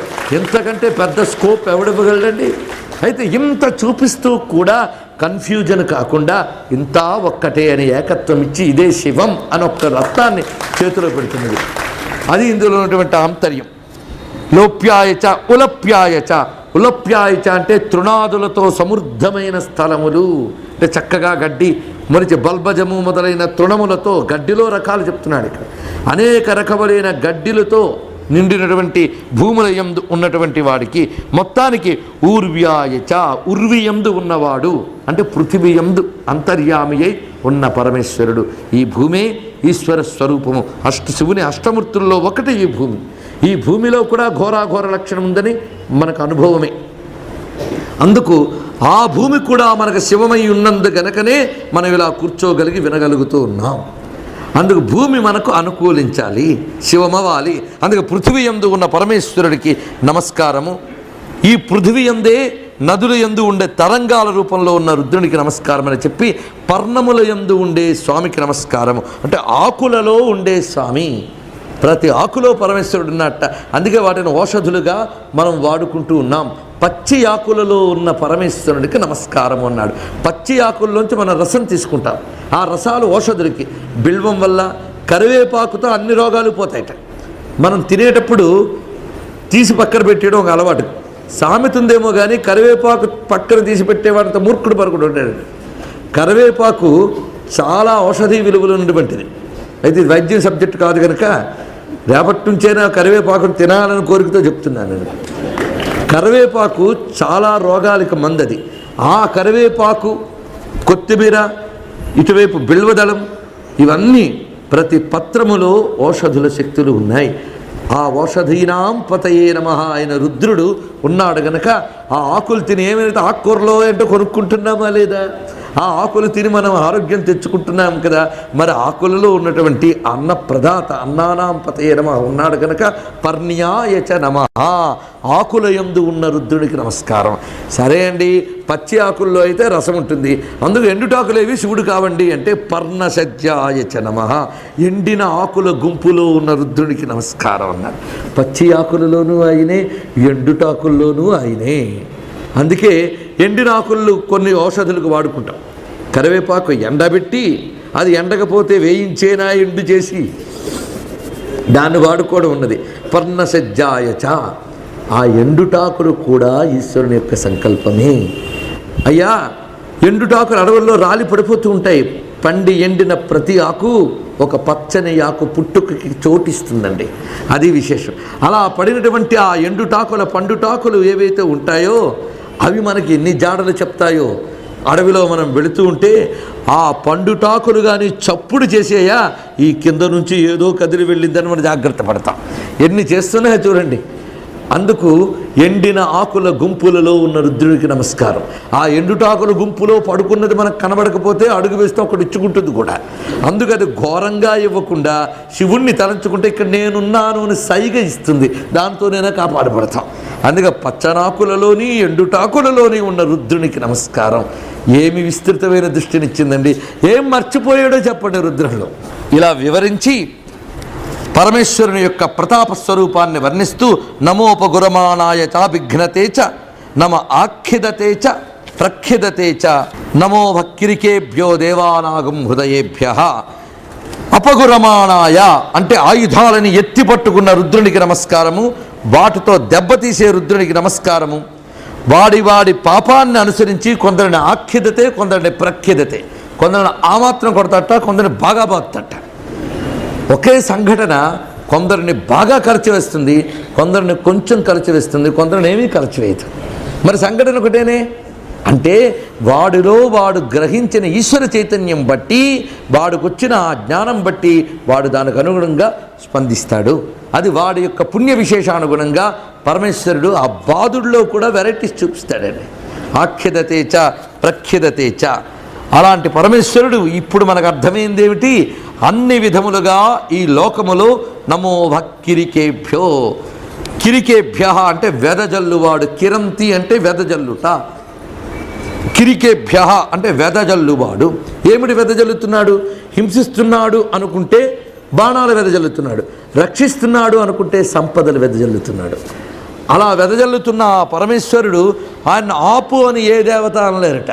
ఎందుకంటే దేవానాం హృదయేభ్యః ఇవి బహువచనాల్లో చెప్తున్నారు. అక్కడ ఎన్ని రూపాలతో పరమేశ్వరుడున్నా వారు దేవతల హృదయములు. ఈ రుద్రులు ఎవరయ్యా? దేవతల యొక్క హృదయములు. దేవతల హృదయంలో ఉండేటటువంటి సంకల్పాది శక్తులన్నీ రుద్రుడే. ప్రతి దేవతలో ఉండే హృదయ శక్తే రుద్రుడు. అందుకు రుద్రుడు లేని దేవత లేడు. దేవానాం హృదయేభ్య అనేది చాలా గొప్ప మాట. దేవతల హృదయమైన పరమేశ్వరుడే విక్షీణకేభ్యో విచిన్వత్కేభ్య. క్షీణత్వము లేనటువంటి వాడు, విగత క్షీణత్వం, ఏ క్షీణత్వము లేనటువంటి వాడు, అనేకములైన సంపదలను సంగ్రహించి అందించేవాడు. ఆనిర్హతేభ్య సమస్త పాప సంహారకుడైనటువంటి వాడు. అంతేకాదు పాపిష్ఠులు అటూ ఇటూ పోకుండా, పారిపోకుండా వారి చుట్టూ ఆక్రమించి సంహరించేవాడు గనక ఆమీవత్కేభ్య అని చెప్తున్నారు ఇక్కడ. అలాగే మనలో పాపపు బుద్ధులు తప్పించుకొని లోపలికి దూరిపోకుండాను, బయటకు ఎప్పుడో పారిపోయి ఈయన మళ్ళీ లేనప్పుడు వద్దాంలే అనుకోకుండా వాటిని అన్ని వైపులా ఆక్రమించి కొట్టగలిగేవాడు. అలాంటి వాడిని గుండెలోకి పెట్టుకున్నామా ఒక్క దుర్భావం లోపలికి రాదు. లోపల ఉన్న వాటిని మళ్ళీ ఎక్కడికో పోకుండా నాశనం చేసి అంతరింపజేయగలడు కూడా. అది విశేషం. అటువంటి పరమేశ్వరుణ్ణి 9 అనువాకాలు నమస్కరించి 10వ అనువాకంలోకి ప్రవేశిస్తున్నాం. ద్రాపే అని ఇక్కడ మొదలు పెడుతున్నారు. ఇక్కడ ద్రాపి అనే దానికి 2-3 అర్థాలు ఉన్నాయి. ఒకటి కవచము ధరించువాడు అని అర్థాన్ని చెప్పారు. అలాగే ద్రాపే అంటే కుత్సిత గతిని కలిగించువాడు అని అర్థం. ఎవరికి? పాపాత్ములకి కుత్సిత గతిని కలిగించువాడు గనక ద్రాపే అని చెప్పారు. ఆడు తర్వాత అంధసస్పతే దరిద్రన్.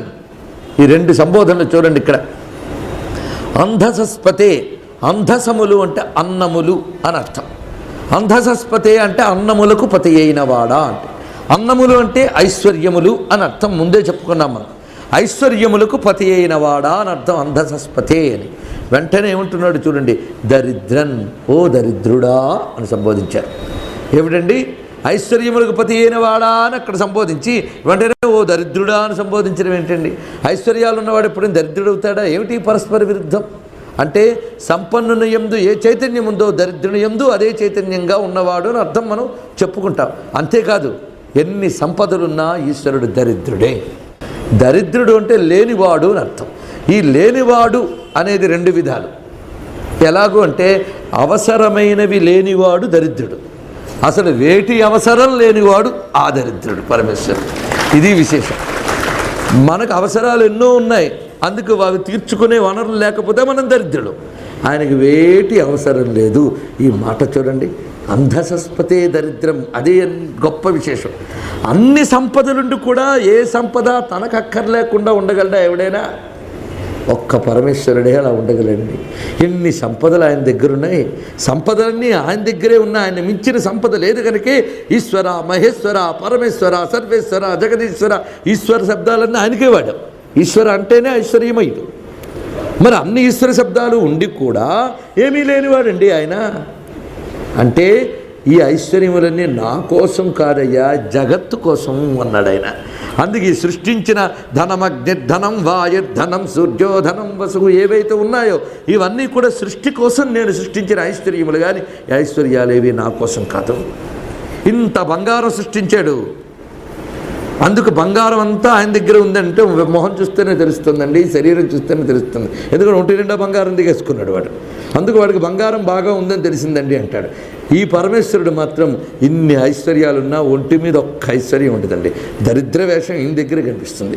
దరిద్రం ఏమైనా ఒక్కటైనా ఆయన దగ్గర ఐశ్వర్య వేషం ఉందండి. అసలు ఈశ్వరుడి దగ్గరికి వెళ్ళాలంటే ఆయన్ని చూస్తే ఏమీ అడగాలని బుద్ధి కూడా పుట్టదు మనకి. అవునా లేదా? అసలు ఏం అడుగుతాం? ఎవడైనా బాగా సంపద ఉన్నవాడు మన ఇంటి తలుపు తడితే మనకు చాలా ఆశ. ఎందుకంటే వాడు వేసుకున్న కంకణం, చేతుకున్న ఉంగరాలు, మెడలో వేసుకున్న ఆభరణాలు, చాలా పెద్దవాడు వచ్చాడండి. వాడు సూట్ వేసుకుని వస్తే మరీ ఆనందం, కారులో దిగితే ఇంకా ఆనందం. ఎందుకంటే వాడి వల్ల ఏదైనా వస్తుంది. కానీ ఈయన గారిని చూస్తే వాడికైనా ఆయన వల్ల ఏదైనా వస్తుంది అనిపిస్తుందా? ఆయనకేదో ప్రేమ పుట్టి ఇస్తాను తీసుకో అంటే మాత్రం పుచ్చుకోగలమా మనం?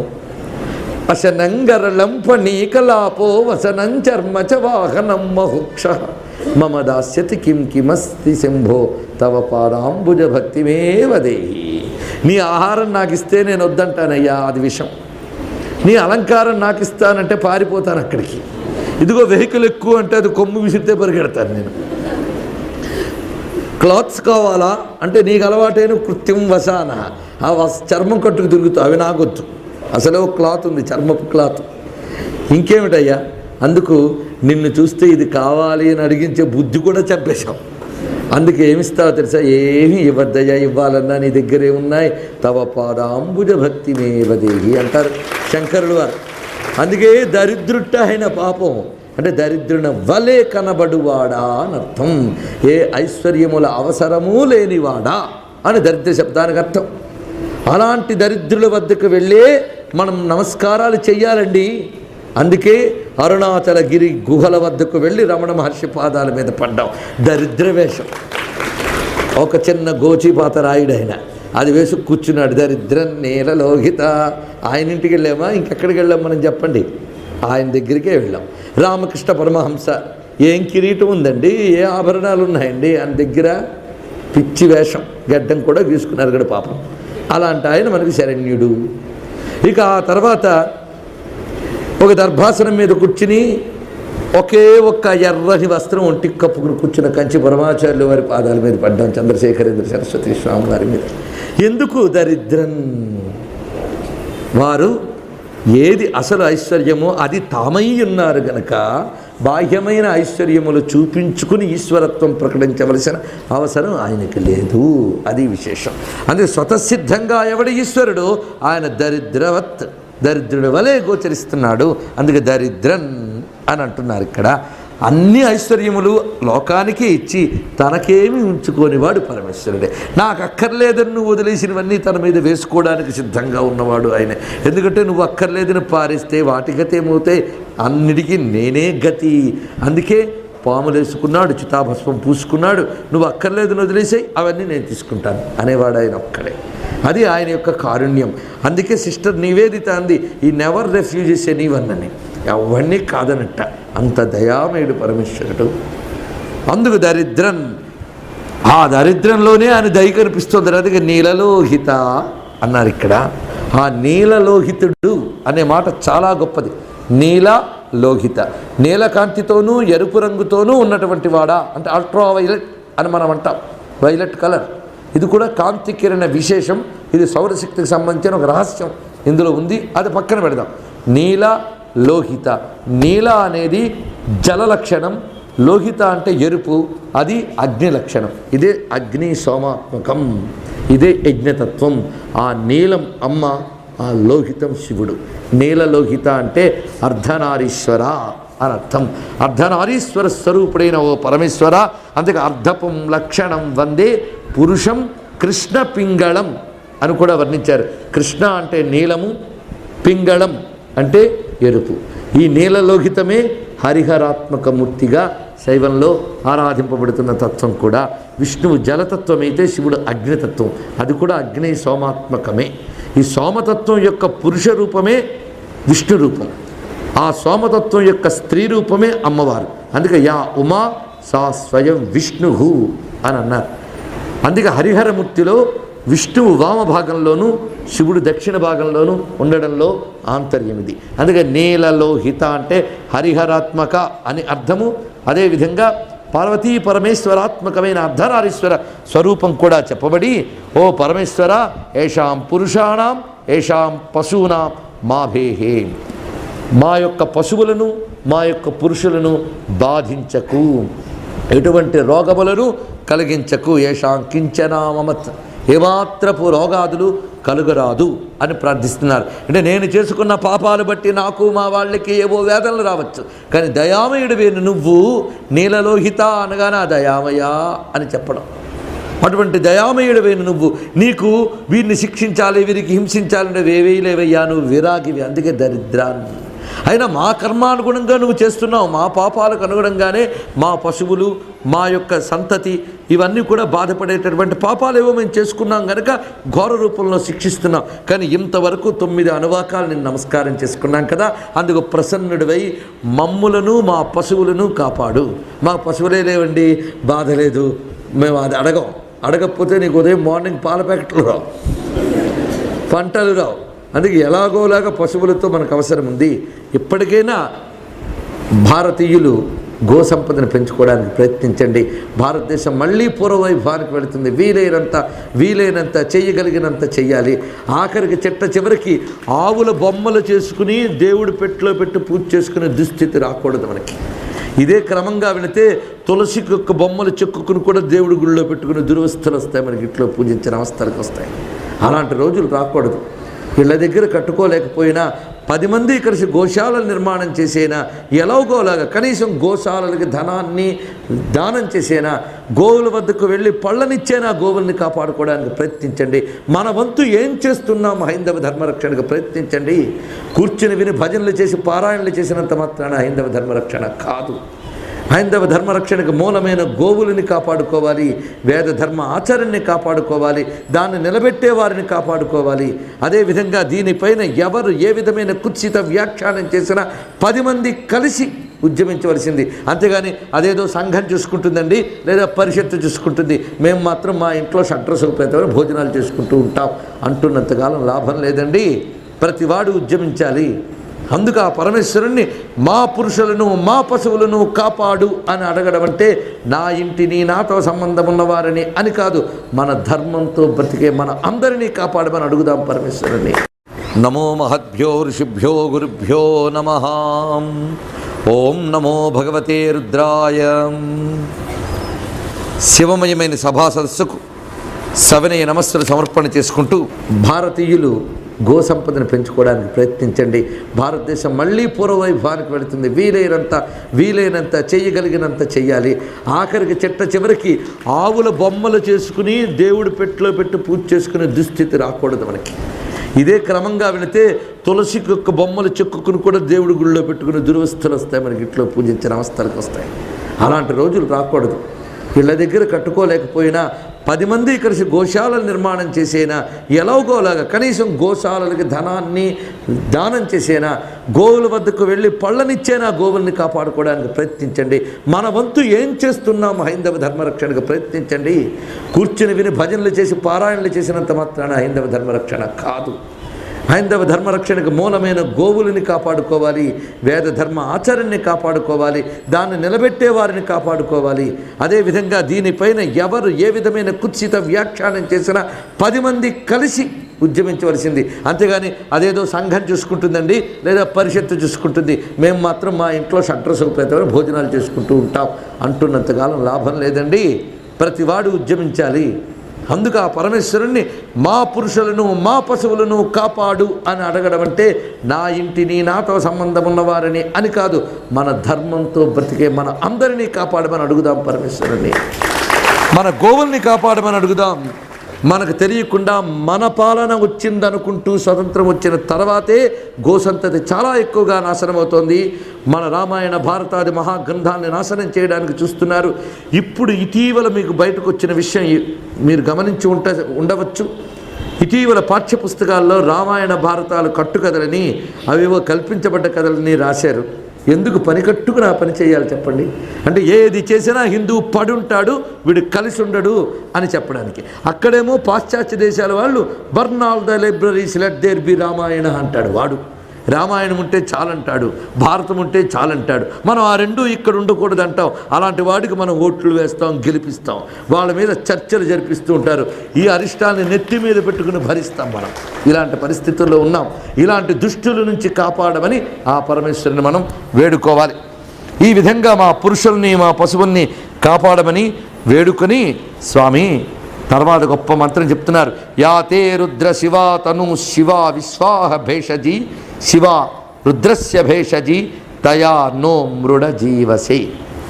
ఇది చాలా గొప్ప మాటలు ఉన్నాయి ఇందులో. శివ అనేటటువంటి మాట 2 చోట్ల వస్తున్నది. ఈ 2 చోట్ల రాగానే లలితాశాస్త్రం గుర్తొస్తే మహాసంతోషం. శివ శివశక్త్యైక్య రూపిణి శ్రీ లలితాంబిక శివ స్వాధీన వల్లభ. అమ్మవారి యొక్క రహస్యనామం శివ. ఇక్కడ విశేషం ఏమిటంటే రుద్ర ఓ పరమేశ్వర నీ యొక్క శివాతను అంటే శివంకరమైన శరీరం ఏదైతే ఉందో అది భేషజీ, అది మాకు మందు అన్నారు. ఇక్కడ తనువుని స్త్రీలింగంలో చెప్తూ నీ యొక్క శివంకరమైన తనువు అని ఇక్కడ చెప్తున్నారు. స్త్రీలింగ శబ్దమే ఎందుకు వాడాలి అంటే అమ్మవారిని చెప్పడం. ఇక్కడ 2 శివాలు కనిపిస్తాయి మనకి. శివ విశ్వాహ భేషజీ, శివ రుద్రస్య భేషజీ. శివ రుద్రస్య భేషజీ ఎందుకు 2 చూపిస్తున్నాడు ఇక్కడ? విశ్వాహ అంటే ప్రతిరోజు, అహములు అంటే రోజులు, విశ్వ అంటే సమస్తం, సమస్త దినములలోనూ ఇది మందుట. ఈ స్వరూపం మనకు మందులు అన్ని రోజులు వాడం, అవునా లేదా? కోర్సు ఉంటుంది ప్రతిదానికి. ఆ కోర్సు అయిపోయి వాడేమో ఉన్న ప్రాణాలు పోతాయి. అందుకు ఎప్పుడూ పుచ్చుకునే మందులు ఉండవండి. అలాగే చిన్నప్పుడు ఒక మందు వాడతాం, పెద్ద అయ్యే ఒక మందు వాడతాం. పెద్ద వయస్సులో పుచ్చుకున్న మందు చిన్న వయస్సు వాళ్ళు పుచ్చుకోకూడదు. అన్ని రోజులు ఒకే మందు వాడితే ప్రమాదాలు ఉన్నాయి. కానీ అన్ని రోజులు వాడవలసిన మందు ఏమిటి అంటే శివుడనే మందు. అందుకే విశ్వాహ భేషజీ ప్రతిదినపు మందు, దినం దినం పుచ్చుకోవలసిన మందండి అది. అందుకే దినకర్రకుల భూషణుని దీనుడవై భజన చేసి దినము గడుపుమనిన నీవు వినవదేల గుణవిహీన మనస ఎటులోర్తునే నా మనవిని చేకొనవే అంటారు త్యాగరాజ స్వామివారు. దినము దినము దినము గడపాలి అంటే నిరంతరం ఆ మందు పుచ్చుకోవాల్సిందే. ఏ మందు? ఆ శివుని యొక్క తనువు, దానిని ధ్యానించడం, దాన్ని చింతన చేయడం, ఇది మందు అని చెప్పాడు. శివ రూపచింతన మందు, శివనామస్మరణ మందు, శివ కథాస్మరణ మందు. అందుకే శివ భేషజీ విశ్వాహ సర్వదినముల యందు పుచ్చుకోవలసినటువంటి ఆ దివ్యమైన శివంకరమైన తనువు శివారుద్రస్య భేషజీ, రుద్రుని యొక్క ఔషధ స్వరూపము అంటున్నాడు ఇక్కడ. ఆ శివాతనువు ఏమిటి? ఔషధ స్వరూపము. ఎవరిది? రుద్రస్య, రుద్రుని యొక్క. మళ్ళీ ఎందుకండి అలా చెప్తున్నాడు? ప్రతిదినం పుచ్చుకోవలసిన ఔషధ స్వరూపము రుద్రునిది అని తెలుసుకో. ఎందుకు ఆ మాట అన్నారు? రుద్ర అంటే రుజం ద్రావయతి ఇతి రుద్ర అని ముందే చెప్పుకున్నాం. రోగాలు పోగొట్టేవాడు అని ముందే చెప్పుకున్నాం. అందుకు రోగాలు పోగొట్టేటటువంటి రుద్రుని యొక్క శరీరము అని చెప్పడం. ఇది ఎల్లవేళలా దీని లక్షణమే శివ అంటే శుభంకరమైనటువంటిది అని. అంటే అమ్మవారు శివుని యొక్క ఔషధ స్వరూపము అని కూడా అర్థం మనం గ్రహించవచ్చు. శ్రీచక్ర అధిష్టాత్రేణ జగదంబిక, శివుని యొక్క కరుణ, శివుని యొక్క దయ, ఆ దయే మనకు ఔషధ కదండి. అందుకే అమ్మవారు ఎవరు? శివుని యొక్క ఔషధీ స్వరూపము. అందుకే సర్వవ్యాధి ప్రశమని సర్వమృత్యు నివారిణి అంటున్నాం కదా. అందుకే సర్వవ్యాధులని సర్వమృత్యువులని పోగొట్టగలిగేటువంటి ఆ జగదంబిక, ఆ రుద్రుని యొక్క భేషజీ శివాతను అని చెప్పడం. అంటే శివుడు వ్యక్తమైతే అమ్మ, వ్యక్తం అంబామయం సర్వం అవ్యక్తంచ మహేశ్వరం అని శాస్త్రం. అందుకే రుద్రుడు అమ్మగా మనల్ని అనుగ్రహిస్తున్నాడు. అమ్మ లేనిది ఆయన గోచరమే కాడు. అందుకు ఆ అమ్మవారి యొక్క స్వరూపాన్ని ఇందులో చూపిస్తున్నారు. శివశక్తుల ఏకత్వం ఈ మంత్రంలో చూపిస్తున్నారు. అందుకే శ్రీ విద్యా రహస్యం రుద్రంలో దాగి ఉంది. ఆ రహస్యం ఈ మంత్రం మనకి విప్పి చూపిస్తుంది. దీని యొక్క ప్రధాన లక్షణం నమ సోమాయచ రుద్రాయచలో గోచరిస్తున్నది. అదే తామ్రాయచ అరుణాయచ అని వ్యక్తమవుతున్నది. ఇదంతా గమనించి మనం వెళితే మొత్తం శ్రీ విద్య పరమార్థమంతా ఇందులో మనకు కనిపిస్తున్నది. దానితోనే మృడ జీవసే, మా బ్రతుకులకు సుఖము లభించి మేము జీవించగలము సుమా. అందుకు జీవసే, స్వాస్థ్యంగా స్వస్థతతో మేము జీవించడానికి సుఖింపజేయవయా దివ్యస్వరూపంతో, నీ ఆనందకరమైన శివంకరమైన తనువుతో ప్రతినిత్యము మేము సుఖంగా బ్రతకాలి. ఇది దీనిలో ఉన్నటువంటి అర్థం. ఇంత చక్కగా చెప్తూ శివారుద్రస్య భేషజీతను అంటే శివుని యొక్క ఔషధ స్వరూపమైన అమ్మవారి శరీరం అనే కాకుండా రుద్రునికి కూడా అమ్మవారే మందుట. ఇది ఒక విశేషం అనుకోవచ్చు, సంతోషమే. అందుకే ఆయన ఆ విషయాన్ని అంత తేలిగ్గా మింగేశాట. ఆ విషయం చేతిలో పట్టుకుని అడిగట్ట, మింగమంటావా అని. ఆవిడొక్కసారి చూసి మింగండి అందుట. ఆ కళ్ళలోంచి ఆ తల్లి అమృత శక్తి ప్రసరించి ఆ విషయం అమృతమైపోయిందిట. ఆగి మింగేసేట. అది విశేషం. అందుకే ఆవిడే మందు, ఆ మందు దగ్గర కనుక విషయం మింగాడని చమత్కారంగా చెప్పుకుంటాం మనం. సంతోషం, ఆయన కూడా ఆనందిస్తాడు, నవ్వుతాడు. కానీ రెండూ ఒక్కటే. ఆ ఐక్య స్వరూపాన్ని ఇక్కడ మనం భావన చేస్తూ ఉన్నాం. మొత్తానికి ఇమాం రుద్రాయ తవసే కపర్దినే క్షయద్వీరాయ ప్రభరామహే మతిం. ఇది చాలా గొప్ప విషయం ఇందులో చెప్తున్నారు. అయ్యా, ఆ రుద్రునకు ఆయన ఎవడు? తవసే అంటే తపసే. తపసే అంటే జ్ఞానస్వరూపుడు అని అర్థం. యస్య జ్ఞానమయం తపః అని శృతే మనకు చెప్తున్నది. జ్ఞానమయ స్వరూపుడైన పరమేశ్వరుడు ఆయనే. కపర్దినే జటాజూటధారి అయిన వాడు. క్షయద్వీరాయ అంటే వీరులను క్షయింపజేయవాడు, అంటే శత్రువులను పాపములను నశింపజేయవాడు. ప్రభరామహే మతిం, ఆ పరమేశ్వరుని కోసమే రుద్రాయ మతిం ప్రభరామహే. చాలా గొప్ప విషయం అనేది గుర్తుపెట్టుకోండి. ఆ రుద్రుని కోసం మేము మా బుద్ధిని భరించి ఉన్నాము. మా బుద్ధి ఎందుకుంది? శివుణ్ణి పట్టుకోవడానికి, ప్రపంచం పట్టుకోవడానికి కాదు. కేవలం రుద్రాయ ఏవ, రుద్రుని పట్టుకోవడానికే మతిం భరామహే. భరామహే అంటే భరిస్తూ ఉన్నాము, పట్టుకుంటున్నాము అని. మామూలుగా కాదు, ప్రభరామహే, బాగా పట్టుకుంటున్నాం, ప్రకృష్టంగా అని అర్థం. అంటే బుద్ధిని ఎలా పట్టుకోవాలి? పూర్ణంగా శివుణ్ణి పట్టుకోవాలి. అందుకోసమే, శివుని కోసమే బుద్ధిని పట్టుకోవాలి. దీన్ని ధీమహి అంటున్నాం వేదంలో. బుద్ధిని పట్టుకోవడమేనండి నమస్కారం అంటే. రుద్రాయ ప్రభరామహే మతిం అంటేనే నమో రుద్రాయ అని అర్థం. బుద్ధిని పట్టుకోవడమే ముఖ్యం. శివుణ్ణి పట్టుకోవడం అంటే బుద్ధితో పట్టుకుంటున్నాం. ప్రభరామహే బాగా అని అంటే బుద్ధిలో పుట్టే ప్రతి ఆలోచనతో శివుణ్ణే పట్టుకోవాలి. ఈ విషయమే పురుషోత్తమును మీది బుద్ధి అన్నారు ప్రహ్లాదుడు వారు. నీ బుద్ధి పురుషోత్తముడి మీదకి వెళ్ళినప్పుడే అది బుద్ధి అవుతుందయ్యా అని. అందుకు ఇమాం మతిం, అది విశేషం. ఈ మతి ప్రభరామహే, నీ ఆలోచన, నీ భావన, నీ చింతన, నీ ధ్యానం మొత్తం కలిపి మతి. ఆ మతితో పట్టుకో పరమేశ్వరుణ్ణి. ఎంత గొప్పగా చెప్పారు. అందుకు ప్రభరామహే మతిం అనేది బుద్ధి యోగం, భక్తి యోగం. దీన్ని ఎల్లవేళలా గుర్తుపెట్టుకోవాలి. ఇలాగ మతిని ఆయనకు సమర్పించని చెప్పారు. అలా సమర్పిస్తే ఏమొస్తున్నది అంటే యథాన శమస ద్విపదే చతుష్పదే. ఇలా చేస్తే ఆ పరమేశ్వరుణ్ణి మా బుద్ధితో పట్టుకుంటే మా 2 కాళ్ళ వాళ్ళు మా 4 కాళ్ళ వాళ్ళు కూడా సుఖంగా ఉంటారన్నాడు. మా 2 కాళ్ళ వాళ్ళు అంటే నాతో సంబంధం ఉన్నటువంటి వారు, మానవ కోటి అంతా క్షేమంగా ఉండాలి అని కోరుకోవాలి. మనకొక నెపము, ఒక నింద ఉంది. ఏమిటంటే భారతీయ మతం వైయక్తిక మోక్షమే కోరుకుంటుంది అని అంటూ ఉంటారు తెలియని వాళ్ళు. కాదయ్యా, లోకక్షేమం కోరుకుంటున్న ఈ మతం కన్నా గొప్ప మతం మరొకట్లేదు. సమస్త లోకక్షేమం కోరుకునే మతం. అందుకే ద్విపదే చతుష్పదే, 2 కాళ్ళ వాళ్ళు 4 కాళ్ళ వాళ్ళు కూడా సుఖంగా ఉండాలి. ఎప్పుడు సుఖంగా ఉంటారు? ప్రభరామహేమతి, ఈశ్వరుడి వైపు బుద్ధి పెడితే ఇవన్నీ సుఖంగా ఉంటాయి. విశ్వం పుష్టం గ్రామే అస్మిన్ అనాతురం.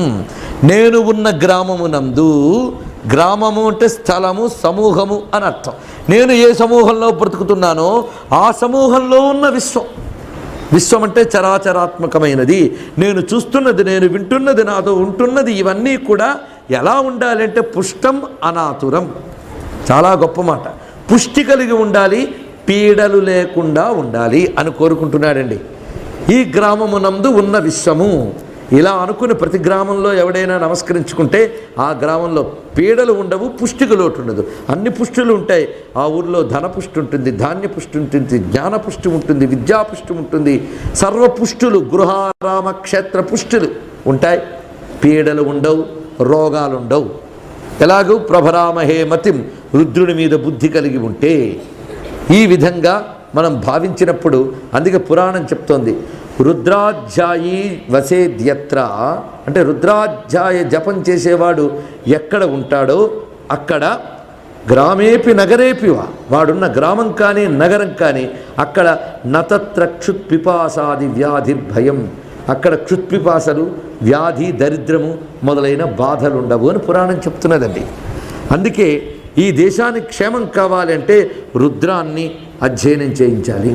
దానికి యోగ్యమైనటువంటి ఉపనయనాది సంస్కారములు పొందినటువంటి వారు దానికై వినియోగింపబడి కనీసం వేదమంతా నేర్చుకోలేకపోయినా ఈ రుద్రాధ్యాయం, పురుష సూక్త, శ్రీ సూక్తములు నేర్చుకుని నిత్యం దేశక్షేమం కోసం తపన పడితే తప్పకుండా ఈ దేశంలో పుష్టి ఉంటుంది, పీడలు లేకుండా ఉంటాయి. అలా చెయ్యమని వేడుకుంటున్నాం అటువంటి సంస్కార సంపన్నులందరికీ కూడా. చాలామంది పెద్దవాళ్ళు ఉన్నారు, వేద పండితులు ఉన్నారు, పురోహిత వర్గం ఉన్నారు, పూజారి వర్గం ఉన్నారు. చాలా సంతోషం. ఎవరిని ఏది అనడం నాకు ఉద్దేశం కాదు. కానీ దేశం బాగుండాలనే ఆశ కొద్దీ వాళ్ళకి చేసే విన్నపం ఏమిటంటే కేవలం వృత్తిగా వీటిని వినియోగించడమే కాకుండా దేశం కోసం మీరు ఎప్పుడైనా దీన్ని వినియోగించారా అని ప్రశ్నించుకొని దానికోసం వినియోగించండి విన్నవించుకుంటున్నాం. శూన్యమాసాలు వచ్చినప్పుడు ఏ ముహూర్తాలు ఉండవు, ఏవి ఉండవు. కనీసం ఆ 40 రోజులు దీక్ష పెట్టుకునేనా దేశ రక్షణ కోసం అని చేయగలిగితే ఎంతో సంతోషం. అందుకు నిత్యం సంధ్యావందనాది కృత్యాలు చేసుకుని రుద్రం చేస్తే అది చాలు. అలా చెయ్యమని వేడుకుంటున్నాం. ఇక్కడ ఎంత వ్యాఖ్యానించుకున్నా వ్యాఖ్యానానికి అందని శక్తి ఉంది రుద్రంలో. అందుకే అనేక మంత్రములను అనేక విధాలుగా ప్రయోగించి అనేక సిద్ధుల్ని పొందడం ఉన్నది. రుద్ర మంత్రం ఎన్ని శక్తులను ఉన్నదో మనకి కల్పశాస్త్రాలు, తంత్రశాస్త్రాలు చెప్తున్నాయి. ఒక్కొక్క మంత్రంలో ఎన్నెన్ని శక్తులు ఉన్నాయి, ఎన్నెన్ని రోగాలను పోగొట్టే శక్తులు ఉన్నాయి, ఎన్ని అరిష్టాలను పోగొట్టే శక్తులు ఉన్నాయి, ఎన్నెన్ని రక్షణలను ఇచ్చే శక్తులు ఉన్నాయి, సంపదలు ఇచ్చే శక్తి ఉన్నాయి. ఆశ్చర్యకరమైనటువంటిది. అపమృత్యువు మొదలైన బాధలు పోగొట్టగలవు, వ్యాధుల్ని పోగొట్టగలవు. ఎవరి వల్ల కాని వాటిని సాధింపజేయగలిగిన శక్తి మంత్రరాశికి ఉంది. ఇలాంటి మంత్రరాశి జపించదగినటువంటి అర్హత కలిగినటువంటి వారు అలా జపించి ఆ తపశ్శక్తిని ధారపోయాలని అందరూ ఎదురు చూస్తుంటారు. దేవతలు, పృథ్వీ అన్నీ ఎదురు చూస్తుంటాయి. అందుకే మన బాధ్యతగా అది చేయవలసిన అవసరం ఉన్నది.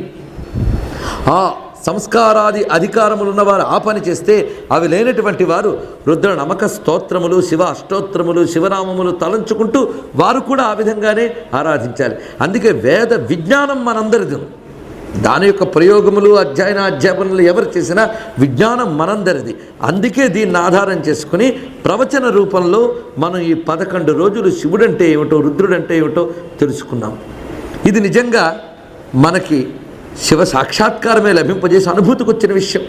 మన మనస్సులన్నీ ఆ పరమేశ్వరుడు మన దేశానికి మన ధర్మానికి పుష్టిని కలిగించాలి, పీడలు లేని స్థితి కల్పించాలను ఇక్కడ ఒక్కసారి కోరుకుంటే ఇంత సామూహికమైన ప్రార్థన తప్పకుండా పరమేశ్వరుడు వింటాడు, మన ధర్మానికి రక్షణ కల్పిస్తాడు. అందుకే ఇక్కడ ఈ ప్రభరామహేమతిం అనే భావనతో ఏం చెప్తున్నాడు?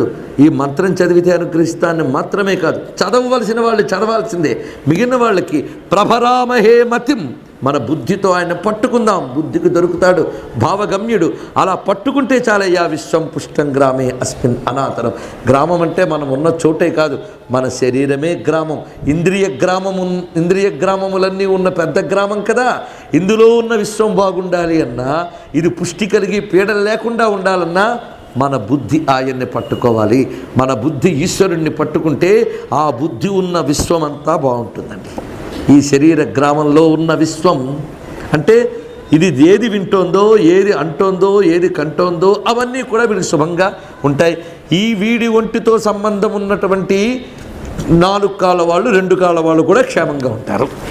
ఇది చెప్పి, ఓ స్వామి, మృడానో రుద్రోతనో మయస్కృధిక్షయద్వీరాయ నమసా విధేమతే, నీకు నమస్కరిస్తున్నామయ్యా స్వామి అని చెప్పి, నీ వల్ల శం వ్యోహో, ఈ 2 మాకు కలుగుతాయని చెప్తున్నారు. యచ్చంచయోశ్చ మనురాయజే పిత తదశ్యామ తవ రుద్ర ప్రణీతవు. శంచ అంటే సుఖభోగములు అని అర్థం, యోశ్చ అంటే దుఃఖమోచనము అని. ఆనందం 2 విధాలు, ఒక సుఖం రావడం ఒక ఆనందం అయితే, దుఃఖం పోవడం మరొక ఆనందం. అలాగే శంచ అంటే మనం అనుభవించే సుఖములు, యోశ్చ అంటే దుఃఖ విమోచనం. దుఃఖ విమోచనం అంటే అజ్ఞానమోచనం, అంటే కైవల్యం. ఈ 2 ఇవ్వగలిగేటువంటి వాడు. అందుకే ద్వివర్హాహ అని మరొక తోడు చెప్తున్నాడు. వీటన్నిటి యొక్క అంతరార్థాలు మనం తెలుసుకోబోతున్నాం.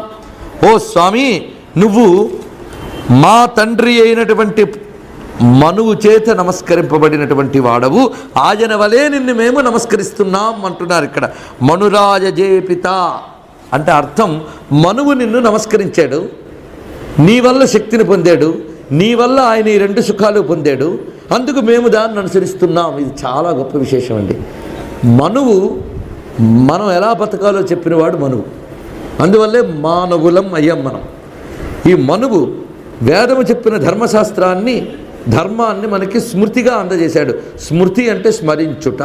శృతి చెప్పిన దాన్ని స్మరించేది స్మృతి. శృతి ఏ ధర్మాలు చెప్పిందో దాన్ని స్మరిస్తుంది. అందుకే స్వయంభూ మన చక్రవర్తి మొదట ధర్మశాస్త్రం రచించినటువంటి వాడు. దాన్ని అనుసరించి మనం పశువులం కాకుండా మనుష్యులమయ్యాం.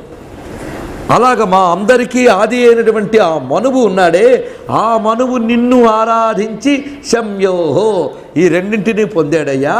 అందుకు మేము ఆయన మార్గాన్ని అనుసరించి నిన్ను నమస్కరిస్తున్నాం. అస్యామ అంటే నీ అనుగ్రహాన్ని మేము కూడా పొందుతున్నాం.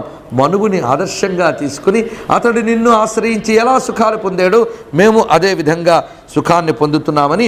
మానో మహాంతము తమానో అర్భకం.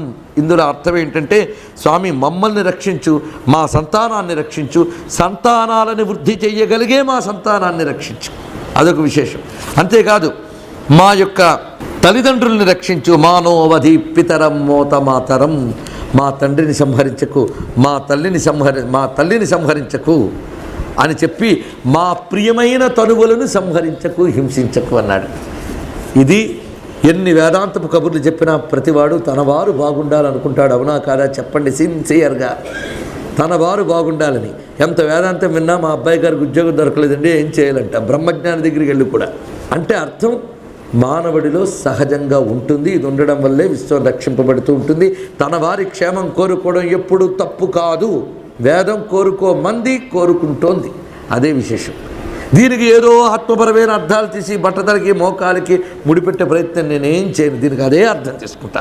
ఎందుకంటే మా అమ్మ బాగుండాలి, మా నాన్న బాగుండాలి, మా వాళ్ళందరూ బాగుండాలని కోరుకోవడం తప్పు లేదు కనుక, పైగా శివుడు అనుగ్రహం లేపుతూ వీళ్ళెవరూ బాగుండరు కనుక, పైగా వీళ్ళు బాగున్నారు అంటే శివుడు చల్లగా చూసాడని అనుక్షణం ఆయన అనుకునే అవకాశం నాకు వస్తుంది కనుక నేను ఇదే అడుగుతాను. అందరం అదే అడుగుతాం, అవునా కదా? మన వాళ్ళందరినీ చల్లగా చూడమని అడగడంలో తప్పేమీ లేదు.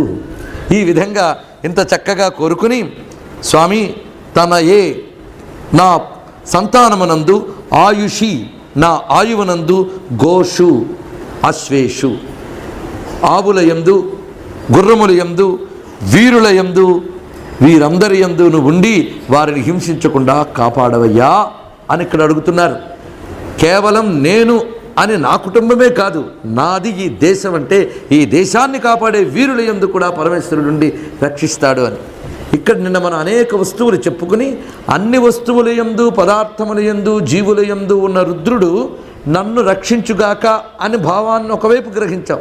అంతేకాదు అన్ని జీవుల యందు, అన్ని వస్తువుల యందు ఉన్న పరమాత్మ ఆ అన్ని వస్తువులను, అన్ని జీవులను రక్షించుగాక అనే భావాన్ని మనం తీసుకోవాలి. అది విశేషం. అందరి యందు ఉన్నవాడు అందరినీ కాపాడాలి.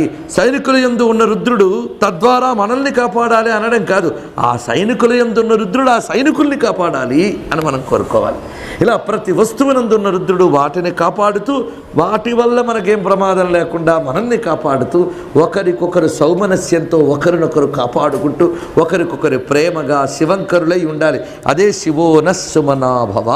ఒకరికొకరు సుమనస్సు కలిగి ఒకరి పట్ల ఒకరు సౌమనస్యం, సుముఖత్వం, స్నేహం. అంతేగాని కలుస్తూనే ఏం దెబ్బలాట పెట్టుకుందామా అనే దుస్థితి రాకూడదు. పరస్పరం ఒకరికొకరు. అంతేగాని సమాజంలో రకరకాల సమూహాలుగా విడిపోయి ఒకడంటే ఒకడికి భయంకరమైన పరిస్థితులు రాకూడదు. మనలో మనమే విడిపోయి మానవుడిని హింసించుకోవాలనేటువంటి ఆసురీ బుద్ధులు పెచ్చి పెరుగుతున్న ఈ రోజుల్లో రుద్రం యొక్క భావన మనకు చాలా అవసరం. శివోన సుమనాభవ, అది విశేషం. ప్రపంచంలో ప్రతి వారిలో అంతర్యామయ్యి ఉండే ఈశ్వరా, శుభంకరుడివై మాకు సౌమనస్య స్థితిని కలిగించవయ్యా. ఆ సౌమనస్య భావమే పరస్పర సహకారం, పరస్పర ప్రేమ. బ్రతకనివ్వు అనేటటువంటి సౌమనస్య భావన మనకు కలిగినప్పుడు ఏ ప్రమాదాలు ఉండవు, ఏ తీవ్రవాదాలు ఉండవు, ఏ ఉగ్రవాదాలు ఉండవు. అందుకు పరమేశ్వర, నీవు నీ సౌమ్యమైన మంగళకర స్వరూపాన్ని ఆరాత్తే గోఘ్న ఉత పూరుషగ్నే క్షయద్వీరాయ సుమ్నమస్మేతే అస్తు అని ఇక్కడ చెప్తున్నారు. సుమ్న అంటే సౌమ్యమైన శుభంకరమైనటువంటి నీ యొక్క దివ్య స్వరూపము ఆరాత్తే మా ముందు ఉండుగాక. ఆ స్వరూపమే గోఘ్న పూరుషఘ్న క్షయద్వీరాయ. ఇక్కడ చూడండి, గోవుల్ని హింసించువాడు, పురుషుల్ని హింసించువాడు, వీరుల్ని హింసించువాడు అని 3 చెప్పాడు. అక్కడ గోవుల్ని రక్షించువాడు ఇవన్నీ చెప్పి ఇక్కడ హింసించేవాడు. అంటే గోవుల్ని హింసించేవాడు పరమేశ్వరుడైతే మరి గోరక్షకుడు అని ఆయన ఎందుకండి అనాలి? అంటే ఆ గోవులు కూడా లేకుండా చేసుకునే పాపం మన దగ్గర ఉంటే ఘోర రూపమైనటువంటివి ఆక్రమించుతాయి. అందుకే మనం ధర్మంగా సౌజన్యంగా బ్రతకగలిగినప్పుడు ఆ ధర్మంతో గోవుల్ని రక్షించుకోగలం. ఇది ఒక అర్థం. ఇక్కడ మనం వేదాంతార్థం తీసుకోవాలి. గోఘ్న పూరుషఘ్న క్షయద్వీరాయ. ఈ 3 ఏమిటంటే మళ్ళీ వైదిక సంప్రదాయం ప్రకారమే నేను చెప్తున్నాను, మరి ఎక్కడికో వెళ్ళిపోవట్లేదు. గోవులు అంటే ఇంద్రియములు, పురుషుడు అంటే జీవుడు, వీర అంటే పాపములు. ముందే చెప్పుకున్నాం మనల్ని బాధించే పాపములు. ఈ 3 పోతేనే కైవల్యం. అప్పుడే సుమ్నతే అస్తు ఆరాత్తే, నీ యొక్క సౌమ్య రూపం మా ముందున్నది అంటే అర్థం ఈశ్వర సాక్షాత్కారం కలగాలి అంటే ఈ 3 పోవాలి. ఇంద్రియములే నేనేటువంటి భ్రమ పోవాలి, అదే గోఘ్న. జీవుణ్ణే నేను అనేటువంటి భ్రమ పోవాలి, అదే పూరుషఘ్న. ఈ 2 పోవాలంటే ఈ 2 నేననుకునే అజ్ఞానం ఏ పాపం వల్ల వస్తుందో ఆ పాపం పోవాలి, అదే క్షయద్వీరాయ.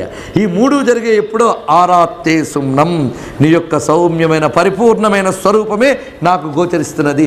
సర్వం శివమయం అనే స్థితి దేహాత్మ భ్రాంతి తొలగిన వాడికి కలుగుతున్నది అనేటువంటి విషయాన్ని ఇక్కడ ప్రస్తావించి చూపిస్తున్నారు.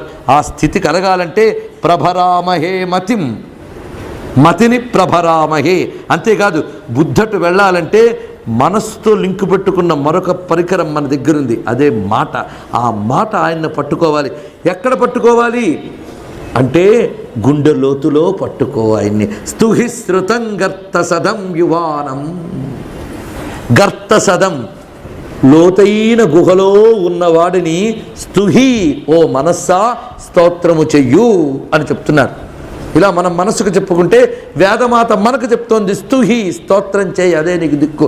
శివేన వచసాత్వాగిరి సాక్షావదామసి మొదటి అనువాకంలో అదే ఇక్కడ చెప్పబడుతున్నది. స్తుహి, స్తోత్రం చేయి. ఎవరినండి? నాకు తెలీదా? మొత్తం 10 అనువాకాలు విన్నాక తెలియదని ఎవడైనా అంటాడా అండి? అందుకే శృతం అని చెప్పింది. శృతం అంటే వెల్ నోన్ అని అర్థం. వెల్ నోనా? అవునా కాదా? ఇంతవరకు విన్నాక ఎక్కడ పెడితే అక్కడే కనబడిపోయాడు కదా, అందుకే ఆబాల గోప విదిత, అది విశేషం. ఆయన శాసనం ఎవరు ధిక్కరించలేరు కనుక సర్వానుల్లంఘ్య శాసన. ఏంటంటే మళ్ళీ అమ్మ దగ్గరికి వెళ్ళారంటే అమ్మే అయ్యా మర్చిపోవద్దు. ఆబాల గోప విదిత అంటే ఏమిటో శృతం అన్న అదే అర్థం. శృతం అంటే వెల్ నోన్ అయిన వాడిని అంతటా స్తోత్రం చేయాలా? వెల్ నోన్ కనుక నీలోనూ ఉన్నాడు కనుక వెల్ నోన్, బాగా తెలుసుకో. ఎక్కడ? గర్త సదం, గుహలో ఉన్నవాడు. ఏ గుహ? హృత్పుండరీకం, హృద్గుహ నిహితం గుహాయాం, ఆ లోతైన చోటున్నాడండి, అంత లోతుగా ఉన్నాడు. అందుకే ఆ లోతులకి వెళ్ళు, అంతర్ముఖుడవై ఆ గర్తసదం అయినటువంటి ఆ స్వామిని శృతం, అంతటా ఎలా ఉన్నాడో నీలోనూ అలాగే ఉన్నాడు. అందుకే శృతం గర్తసదం. ఎలా ఉన్నాడు? యువానం, యువకుడై ఉన్నాడు.